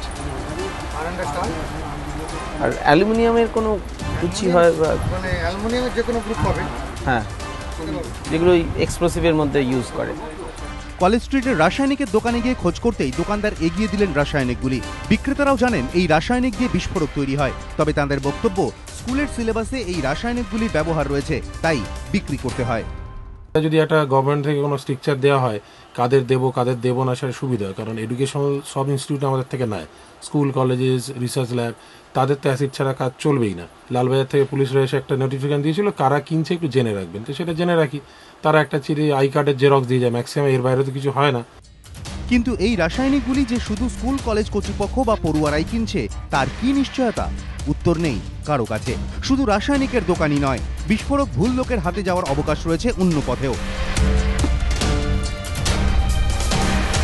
আমি যদি লেদের ওখান থেকে জোগাড় করে নিই, যে কোনো ইয়ের থেকে কপার চা, এই আমরা সাইন্টিফিক নেম দিয়ে কোনো কপার টার্নিং বলে বিক্রি করছি, আয়রন ফিলিংস বলছি। তো কেউ যদি এমনি মনে করে লেদের ওখান থেকে মাল নিয়ে নেবো, তাহলে নিতেই পারে। সব জায়গায়, হাওড়াতে সব জায়গায় টেলে বিক্রি হচ্ছে। দুর্গাপুরের বিভিন্ন কলিয়ারিতে বিস্ফোরণ ঘটানোর জন্য ব্যবহার হয় জিলেটিন স্টিক, ডিটোনেটর এবং বুস্টার। বিস্ফোরকগুলি যে ঘরে রাখা থাকে তার পোশাকি নাম ম্যাগাজিন হাউস, কিন্তু তার নিরাপত্তার দায়িত্বে শুধু একজন লাঠিধারী মহিলা। কোনো একটি নয়, একাধিক কলিয়ারিতে এই একই ছবি। কিছু হয় সামলাতে পারবেন? তখন হাওলদারকে ডাকতে হয়। হাওলদার এখানে থাকে না? না, একটা হাওলদার কি করবে? একটা হাওলদার ওই এতগুলো দায়িত্বে, ওইটারও দায়িত্বে, হাওলদার ও কি লাঠি হাতে? না, আমার গান আছে। ও তো সে রাতে থাকে, তো রাতে থাকে। দায়িত্ব নিয়ে কাজ করছেন একা, একটু ভয় লাগে না? চাকরি যখন ডিউটি করতে এসেছি, ভয় করলে আমার চলবে, পেট চলবে। আচ্ছা, আমি তো ডিউটি তো করতে হবে। মানে পেটের দায় করতে হচ্ছে? পেটের দায় না, আমার চাকরি এটা। কোথাও ম্যাগাজিন হাউসের দরজা ভাঙা, কোথাও তালা নেই, ফলে কেউ বিস্ফোরক হাতিয়ে নিতে চাইলে সেটা মোটেই কঠিন কাজ নয়। দায়িত্বপ্রাপ্ত আধিকারিকদের কাছেও এ বিষয়ে বিশেষ কোনো খবর নেই। सिक्योरिटी के बारे में आप तो कभी बोला है जैसे ऐसे सिक्योरिटी अरेंजमेंट होना चाहिए व कुछ ऐसे कुछ? वो तो हम लोग का जो सीनियर है वो बताते ही रहते हैं। लेकिन कोई सुनवाई नहीं? सुनवाई नहीं, ऐसा ही सिस्टम है, आज से थोड़ी चल रहा है। सिस्टम यही है? सिस्टम मतलब जो है, मतलब यही है। রাজ্যবাসীর প্রশ্ন, যেখানে বিস্ফোরকের উপাদান হাতের কাছে রয়েছে সেখানে নাশকতার ছক তৈরি আর কি কঠিন ব্যাপার? হয়তো নিশ্চিন্তে নিরাপদে বেঁচে থাকাটাই তার চেয়ে বেশি কঠিন। সমিত সেনগুপ্ত ও মনোজ বন্দ্যোপাধ্যায়, এবিপি আনন্দ। এ তো গেল উপাদানের কথা। মইদুল, আমি দর্শকদের দেখাতে চাইবো যে ইন্টারনেটের যুগে এত সহজে, মানে কেন এত সার্ভিলেন্স এবং এত তদন্তের দরকার হয়, বোমার ফর্মুলাও একেবারে সহজে চলে আসে ইন্টারনেট ঘাঁটলেই।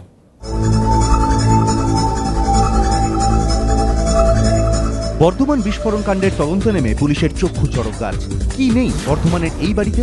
ইন্টারনেট থেকে গ্রেনেড লঞ্চারের নকশার প্রিন্ট আউট, রকেট লঞ্চারের নকশার প্রিন্ট আউট থেকে বিস্ফোরক তৈরিতে কিভাবে কেমিক্যাল ব্যবহার হবে তার জন্য বাংলায় লেখা রসায়নের বই। অনেকেই বলছেন ইন্টারনেটের দৌলতে এখন ঘরে বসেই অনায়াসে শিখে ফেলা যায় অনেক কিছু। এমনকি কেউ যদি বোমা বানানোর পদ্ধতি শিখে নিতে চান সেটাও নাকি আর অসাধ্য নয়। কিন্তু ইন্টারনেটে বোমা বানানো কিংবা গ্রেনেড লঞ্চার তৈরির মতো মারাত্মক ফর্মুলা কি থাকা উচিত? এটা কি বিপজ্জনক নয়? आपको क्या लगता है कि जो लोग हमें मारते हैं वो हमसे ज्यादा इंटेलिजेंट हैं? अरे इंटरनेट पर बॉम्ब टाइप करके सर्च मारिए, 352 साइट्स मिलेंगे कि बॉम्ब कैसे बनाया जाता है, क्या क्या इक्विपमेंट इस्तेमाल होता है, सारा इंफॉर्मेशन आसानी से एक्सेसिबल है, मुफ्त में। বোমা তৈরির ধাপ বলে দেওয়া, ছবি দেওয়া, এসব কি পরোক্ষে নাশকতামূলক কাজকর্মে সাহায্য করা নয়? এই প্রশ্ন কিন্তু অনেকেরই, কারণ ইন্টারনেট সংযোগ পাওয়াটা আজ কোনো ব্যাপার নয়। কম্পিউটার, ট্যাবলেট, ফোন, যেখানে চাইবে হাতের মুঠোয় তথ্য। ফলে ট্রেন, বাসে 100 জনের মধ্যে একজন যদি ফোন বা ল্যাপটপে বিস্ফোরক তৈরির পাঠ নিতে যায়, সেটা কারো চোখে নাই পড়তে পারে, আর বাড়ি গিয়ে সেই লোকটি অনায়াসে একটি আইইডি তৈরি করে ফেলতে পারে।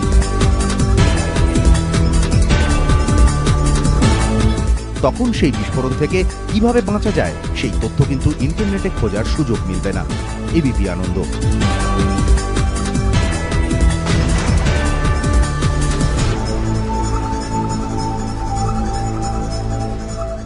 মহিদুল, আমরা যেখানে ছিলাম যে পুরো ব্যাপারটা এত সহজলভ্য যার ফলে পরিস্থিতি তো ক্রমশ আরো জটিল থেকে জটিলতর হচ্ছে, অত্যন্ত জটিলতর। এবং এটা আপনি দেখবেন যে এই যে গরিব মানুষগুলো, তাদের বিভিন্ন অসহায়তা আছে এবং তারা কি করে, তারা এই সমস্ত এদের ওপরের যে মাথাগুলো আছে তারা এদেরকে ব্যবহার করে। এবং কি পাওয়া গেছে ওই ঘর থেকে? বাংলা রসায়নের বই আর ইন্টারনেটের কয়েকটা প্রিন্ট আউট। এবার ব্যাখ্যা করা যাবে না, আমি শুধু দারিদ্র দিয়ে ব্যাখ্যা করছি না। দুটো জিনিস আছে, একটা হচ্ছে মতাদর্শগত একটা দিক, আর একটা হচ্ছে রাজনৈতিক অর্থনীতি। এবার আপনি ধরুন দুটো, আমি একটু বৃহত্তর একটা জায়গায় আসছি। দেখুন, দুটো জিনিস এই পুরো ঘটনা থেকে উঠে আসছে এবং পাবলিক ডিসকোর্স এই ঘটনা থেকে উঠে আসছে। একটা হচ্ছে সন্ত্রাসবাদ, একটা হচ্ছে মৌলবাদ। দুটো কিন্তু আলাদা জিনিস। কিছু সব মৌলবাদী সংগঠন হচ্ছে সন্ত্রাসবাদী হয় না। এবার ধরুন, আর সমস্ত সন্ত্রাসবাদী সংগঠন আবার মৌলবাদী হয় না। কিছু কিছু মৌলবাদী সংগঠন তারা হচ্ছে সন্ত্রাসবাদী পদক্ষেপ কখনো কখনো নেয়। এবার ধরুন, আজকের দিনে যদি আপনি বিভিন্ন মৌলবাদী যদি সংগঠন যদি আপনি দেখেন, তাহলে আজকে বাংলাদেশে যে লিঙ্কটা আসছে, বাংলাদেশে এই মৌলবাদী সংগঠন একটা হচ্ছে জামাতি ইসলামী, কিন্তু তারা হচ্ছে বাংলাদেশের যে গণতান্ত্রিক যে ব্যবস্থা, তারা হচ্ছে পার্টিসিপেট করে। যদিও তাদের একটা ঘাতক বাহিনীদের একটা তাদের ইতিহাস ছিল 1971 সালে। তারা মূলত হচ্ছে বাঙালি জাতীয়তাবাদকে তারা ভয় পায় এবং তারা 1971-এর মুক্তিযুদ্ধ আন্দোলনে তারা বিরোধী ছিল। এবার জামাতি ইসলামী থেকে আরো কট্টরপন্থী যে জিনিসগুলো, যে সংগঠনগুলো আছে, যের মধ্যে হচ্ছে জামাতুল মুজাহিদিন। দেখুন, ইসলামিক যে সমস্ত অর্গানাইজেশনগুলো হয় তার মধ্যে সবকটার একটা কোনো জামাত থাকবে। জামাত মানে আরবিতে হচ্ছে পার্টি। হ্যাঁ, যেমন আমাদের কমিউনিস্ট পার্টি হয় কি ভারতীয় জনতা পার্টি হয়, কোনো একটা ইসলামী সংগঠনের একটা পার্টি হোক, তো জামায়াত, যেটা বাংলা থেকে জমায়েত শব্দটা আসছে। তো জামাতুল মুজাহিদিন যেটা, যার হচ্ছে মূলত যে ফাউন্ডার ছিল সেটা হচ্ছে আব্দুর রহমান, পরে হচ্ছে সেটা সিদ্দিকুল্লাহ তার নাম হয়, এবং আরো বাংলা ভাই বিভিন্ন নামে সে তার থাকে। তারপর ওই জাগ্রত মুসলিম জনতা বাংলাদেশ, এটা ধরনের কিছু হয়। এবার বাংলাদেশের রাজনীতির সঙ্গে এটা কি করে যুক্ত, এই যে লিঙ্কগুলো আর বারবার আসছে, যেটা আপনারা দেখিয়েছেন যে গত 7-8 বছর যদি আপনি দেখেন, তাহলে বাংলাদেশে কিন্তু এক ধরনের ধর্মনিরপেক্ষ শক্তি কিন্তু আবার তারা বাড়ছে এবং তারা কিন্তু এই যে ধরনের মৌলবাদী শক্তিগুলোকে তারা হচ্ছে কোণঠাসা করছে। ফলে মৌলবাদী শক্তিগুলো তারা চেষ্টা করছে যে অন্য নেবারিং যে জায়গাগুলোতে, অর্থাৎ প্রতিবেশী রাষ্ট্রগুলোতে চলে যাবে। আসামে যেতে পারে, পশ্চিমবঙ্গে চলে যেতে পারে। রাজশাহী এবং খুলনা, এই যে বর্ডার যে বাংলাদেশের সাব ডিভিশন পশ্চিমবঙ্গ থেকে, সেটার খুব কাছাকাছি। ফলে তারা এবং এই জায়গাগুলোতে তারা কিন্তু মৌলবাদী সংগঠনগুলো বরাবরই খুবই তারা অ্যাক্টিভ ছিল। যেটা সব থেকে চিন্তার বিষয় যে বর্ধমানের মতো একটা জায়গায় কিন্তু এবার ঢুকে আসছে, কারণ বর্ধমানের কিছু স্ট্র্যাটেজিক লোকালিটি আছে যে তারা এই বর্ডারের কিভাবে সাউথ বেঙ্গলকে তারা কিভাবে করবে, অ্যাঙ্কার করবে, সেসব ব্যাপার আপনারা প্রতিবেদনে সেটা দেখিয়েছে। আরেকটা জিনিস আমি বলতে যাই যে দেখুন, মৌলবাদ এবং সন্ত্রাসবাদ হচ্ছে বিভিন্ন ধর্মের মধ্যেই হচ্ছে আছে। এই নিয়ে মার্টি, রিচার্ড স্কট অ্যাপলবি, এরা হচ্ছে 5 ভলিউমের ফান্ডামেন্টালিজমসের একটা বই লিখেছিলেন, 5 ভলিউম, শিকাগো ইউনিভার্সিটি প্রেস থেকে। সেখানে শিখদের মধ্যে থেকে, হিন্দু ধর্মের মধ্যে থেকে, আপনি মালেগাঁও ব্লাস্ট কিংবা সমঝোতা ব্লাস্ট কিংবা আজমির ব্লাস্ট, সেগুলো একই জিনিস। ধরেন আপনি যদি নিশা পাহুজার সিনেমা দেখেন, দ্য ওয়ার্ল্ড বিফোর হার, তাহলে সেখানেও দেখবেন যে একটা মহিলা, মানে সে একদম পুরো সংঘ পরিবারের মহিলা বলছেন, এবং তিনি বলছেন যে আমি কিভাবে আর কি এটা আমি এক ধরনের একটা সন্ত্রাসবাদী করছি, কারণ সে ভেতর থেকে এটা বিশ্বাস করে। এখন এই যে মতাদর্শগত যেটা, যে মগজ ধোলাই, যে ব্রেন ওয়াশিং যেটা, এইটা কিন্তু ধর্মের যে একটা সাংস্কৃতিক দিক আছে, ধর্মের রাজনৈতিক দিক আছে। সাংস্কৃতিক দিকটা হচ্ছে ঠিক আছে, ঈদ, শারদোৎসব, একটা উৎসবের একটা সমন্বয়, সেটা একটা ব্যাপার। কিন্তু ধর্মের মধ্যে যেটা রাজনৈতিকও যে দিক আছে, সেইটা কিন্তু বরাবরই মৌলবাদী এবং সন্ত্রাসবাদী শক্তিরা তারা বারবার ব্যবহার করে। আমাদের যেমন ধরুন আগন্তুক সিনেমাতে, এই যে আগন্তুক সিনেমাতে মনমোহন মিত্র বলছেন, কি বলছেন, যে ধর্ম মানুষের মধ্যে বিভেদ সৃষ্টি করে এবং অর্গানাইজড রিলিজিয়ন তো বটেই, এই যে বটের প্রতি উনি জোর দিচ্ছেন। তার মানেটা কি, যে ধর্মের যে রাজনৈতিক দিকটা আছে সেটাকে কোথাও না কোথাও হচ্ছে বিভেদ মানুষের মধ্যে সৃষ্টি করবে। গণশত্রু সিনেমাতে দেখুন সত্যজিৎ রায়ের, সেখানে ধর্মান্ধতা মানুষকে মৃত্যুমুখে প্রায় ঠেলে নিয়ে যাচ্ছে। আমি একটা মেটাফর হিসেবে ব্যবহার করছি, ওখানে জলের পলিউশনের ব্যাপার, কিন্তু মূলত তো একটা আপনি তো সুইসাইড বোম্বার তৈরি করে দিচ্ছেন। এই জায়গাগুলো কিন্তু এটা কিন্তু ব্যাপারটা খুব ছোটখাটো রাজনীতির করে আমাদের ব্যাপারটা বুঝলে খুব মুশকিল হবে, কারণ সেটা আমাদের একটু গভীরভাবে বুঝতে হবে, এর রুটে যেতে হবে, একে কিভাবে আপনি নির্মূল করতে পারবেন সেটার একটা ব্যাপার থাকতে হবে। এবং আপনি যে একটা সাইকোলজিস্টের যে আপনি কথা বলছিলেন যে অ্যালিনেশনের জায়গাটা সেলফ এবং আদার, এই জায়গায় যতটা ডিফারেন্স হবে তখন তো আরো বেশি করে একে অপরকে সন্দেহ তৈরি করবে। একটা কোনো সন্ত্রাসবাদী ঘটনা ঘটবে তখন কোনো একটা গোটা কমিউনিটিকে তখন তার স্টিরিওটাইপ করে দেওয়া হবে।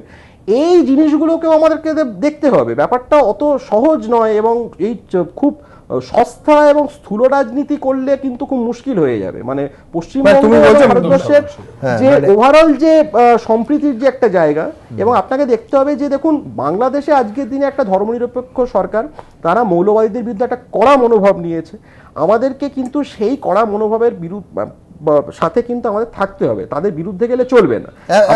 আবার ভারতবর্ষেও যে একটা ধর্মনিরপেক্ষ যে একটা বাতাবরণ আছে সেটাকেও তো আমাদেরকে জিইয়ে রাখতে হবে, সেখানে যাতে সম্প্রীতি যাতে না নষ্ট হয় সেটাকে আমাদেরকে একটু একটা কথা তুমি যে বললে বাংলাদেশের রাজশাহী, খুলনা ইত্যাদি জায়গায়, এখান থেকে তো আমরা বেশ কিছুদিন ধরেই খবর পাচ্ছি, বা সব থেকে দুঃখের কথা বাংলাদেশের রাষ্ট্রপ্রধান তারা আমাদের কাছে কমপ্লেন করছে যেদিন আমরা এই জামাত গ্রুপকে আমরা এখান থেকে ব্যান করলাম, এখানকার লোকজন সেফ হেভেনে গেল পশ্চিমবঙ্গে, এটা তো আমরা শুনছি। এই জায়গাটা তো প্রথমে বন্ধ করা দরকার। এইটা হচ্ছে যে কোনো, এটা বোথ সেন্ট্রাল গভর্নমেন্ট এবং স্টেট গভর্নমেন্ট তাদের মিলেমিশে বসে একটা কোঅপারেট করে এই ব্যাপারটাকে আপনাকে রুখতে হবে, যে আপনি কিভাবে এই ধরনের যে বেআইনি যে কাজকর্মগুলো এবং যে আপনি যে এখানে চলে আসছেন অনুপ্রবেশের যে জায়গাগুলো, এই জায়গাগুলোকে ট্যাগ করতে হবে। আমি একদম আলোচনার শেষ পর্যায়ে চলে এসেছি, আমি একবার জেনারেল রায়চৌধুরীর কাছে যাব। আপনাকে যেটা জানতে চাইবো, ধরুন 20 সেপ্টেম্বর বাংলাদেশের পররাষ্ট্রমন্ত্রী এ দেশে এসে বললেন যে এই দায়িত্বটা, এই যে ভারতের মাটিকে বাংলাদেশ বিরোধী শক্তির তাদের নিজস্ব কাজে যাতে ব্যবহার না করতে পারে তার উপর মানে তারা পূর্ণ বিশ্বাস রাখছেন ভারত সরকারের ওপর। এই বিশ্বাস তো শুধু নয়, সীমান্তের ওপারের একটা ধর্মনিরপেক্ষ সরকার থাকলে তার থাকা এবং না থাকায় এ রাজ্যের মানুষের স্বার্থও যুক্ত আছে, এ দেশের মানুষের স্বার্থ তো যুক্ত আছেই সামগ্রিকভাবে। তো কতটা সেন্সিটিভ এই ইস্যুটা, কতটা জাতীয় চরিত্র মানে ক্ষেত্রে গুরুত্বপূর্ণ জাতীয় নিরাপত্তার ক্ষেত্রে? দুটো প্রশ্ন আছে। এই যে বর্ধমানে যে গ্রামে ইনসিডেন্টটা হলো, স্লিপার সেল বলো, মডিউল বলো, যা ইচ্ছে বলো, পশ্চিমবাংলায় আরো কটা আছে এক্স্যাক্টলি, সেটা কেউ খোঁজ করছে, সেটা কেউ জানে? We should find out. দ্বিতীয় কথা, এই যে ধর্মযুদ্ধ এক রকমের যেটা জেহাদ বলা যায়, খানিকটা গজাচ্ছে পশ্চিমবাংলায় যা দেখছি, খানিকটা গজাচ্ছে বাংলাদেশে, তাদের সঙ্গে কি পাকিস্তানের আইএসআই এর যোগ আছে? এটা কিন্তু দেখতে হবে।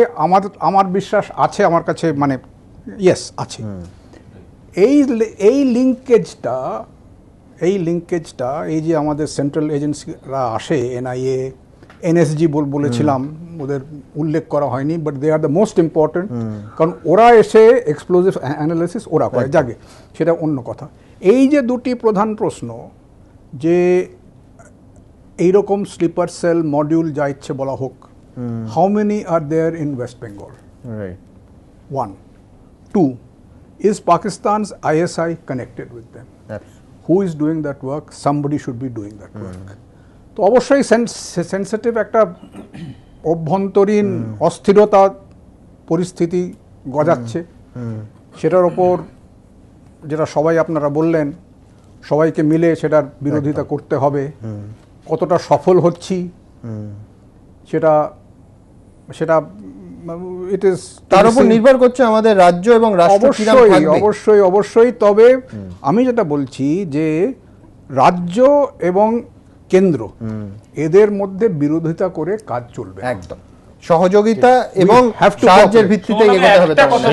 9/11 এর পর কিন্তু আমেরিকা আক্রান্ত হয়নি সেভাবে, আমরা কিন্তু বারবার আক্রান্ত হয়েছি। তার কারণ আমরা কিন্তু রাজনৈতিক ঐক্যমত্য গড়ে তুলতে পারি। গুজরাট সরকার গুজকোকা বলে একটা আইন তৈরি করেছিল, তৎকালীন ইউপিএ সরকার আইনটা পারমিশনই দেয়নি, বারবার বলা সত্ত্বেও, অথচ মাকোকা আইনটা পারমিশন দিয়ে দিল মহারাষ্ট্রে, যেহেতু কংগ্রেস সরকার ছিল। এইগুলো আমাদের সমাজ, আমাদের রাষ্ট্রে কিন্তু বিরাট সমস্যা তৈরি করছে। রাজনৈতিক ঐক্যমত্য না হলে কিন্তু আমরা কিছুতেই লড়তে পারবো, ওইটা দরকার। বিশেষ করে ওপার বাংলায় যেমন শাহবাগ আন্দোলন, এখানেও তেমনি ধর্মনিরপেক্ষ মানুষ, এই যে বন্ডটা বাড়ানো, সেইটা কি কোথাও বরঞ্চ ওখানকার মৌলবাদী শক্তির সঙ্গে আমরা কেউ লিঙ্ক হয়ে যাক এর প্রশ্রয় দিয়ে ফেলছি, দিলে সর্বনাশ হয়ে যাবে। এইখানেই আমাদের এই কথা দিয়ে অনুষ্ঠান শেষ হবে। কোনো সন্দেহ নেই যে আজকে যে বিষয়টা নিয়ে আমরা 2 ঘন্টার এই অনুষ্ঠান করলাম, তার ব্যাপ্তি, তার গুরুত্ব নিঃসন্দেহে এই স্থানীয় রাজনীতি, তুচ্ছ রাজনীতি, সংকীর্ণ রাজনীতির অনেক অনেক ঊর্ধ্বে, এবং এটা নিয়ে ঠিক মিছিল পাল্টা মিছিল করার বিষয় নয়। জাতীয় নিরাপত্তা, আমার আপনার ভবিষ্যৎ প্রজন্মের ভালো থাকার প্রশ্নটাও কিন্তু একেবারে ওতপ্রোতভাবে এর সঙ্গে জড়িত আছে। এ নিয়ে যেন রাজনীতি না হয়, সঠিক নিরপেক্ষ রাষ্ট্রীয় তদন্ত হয়। ভালো থাকবে।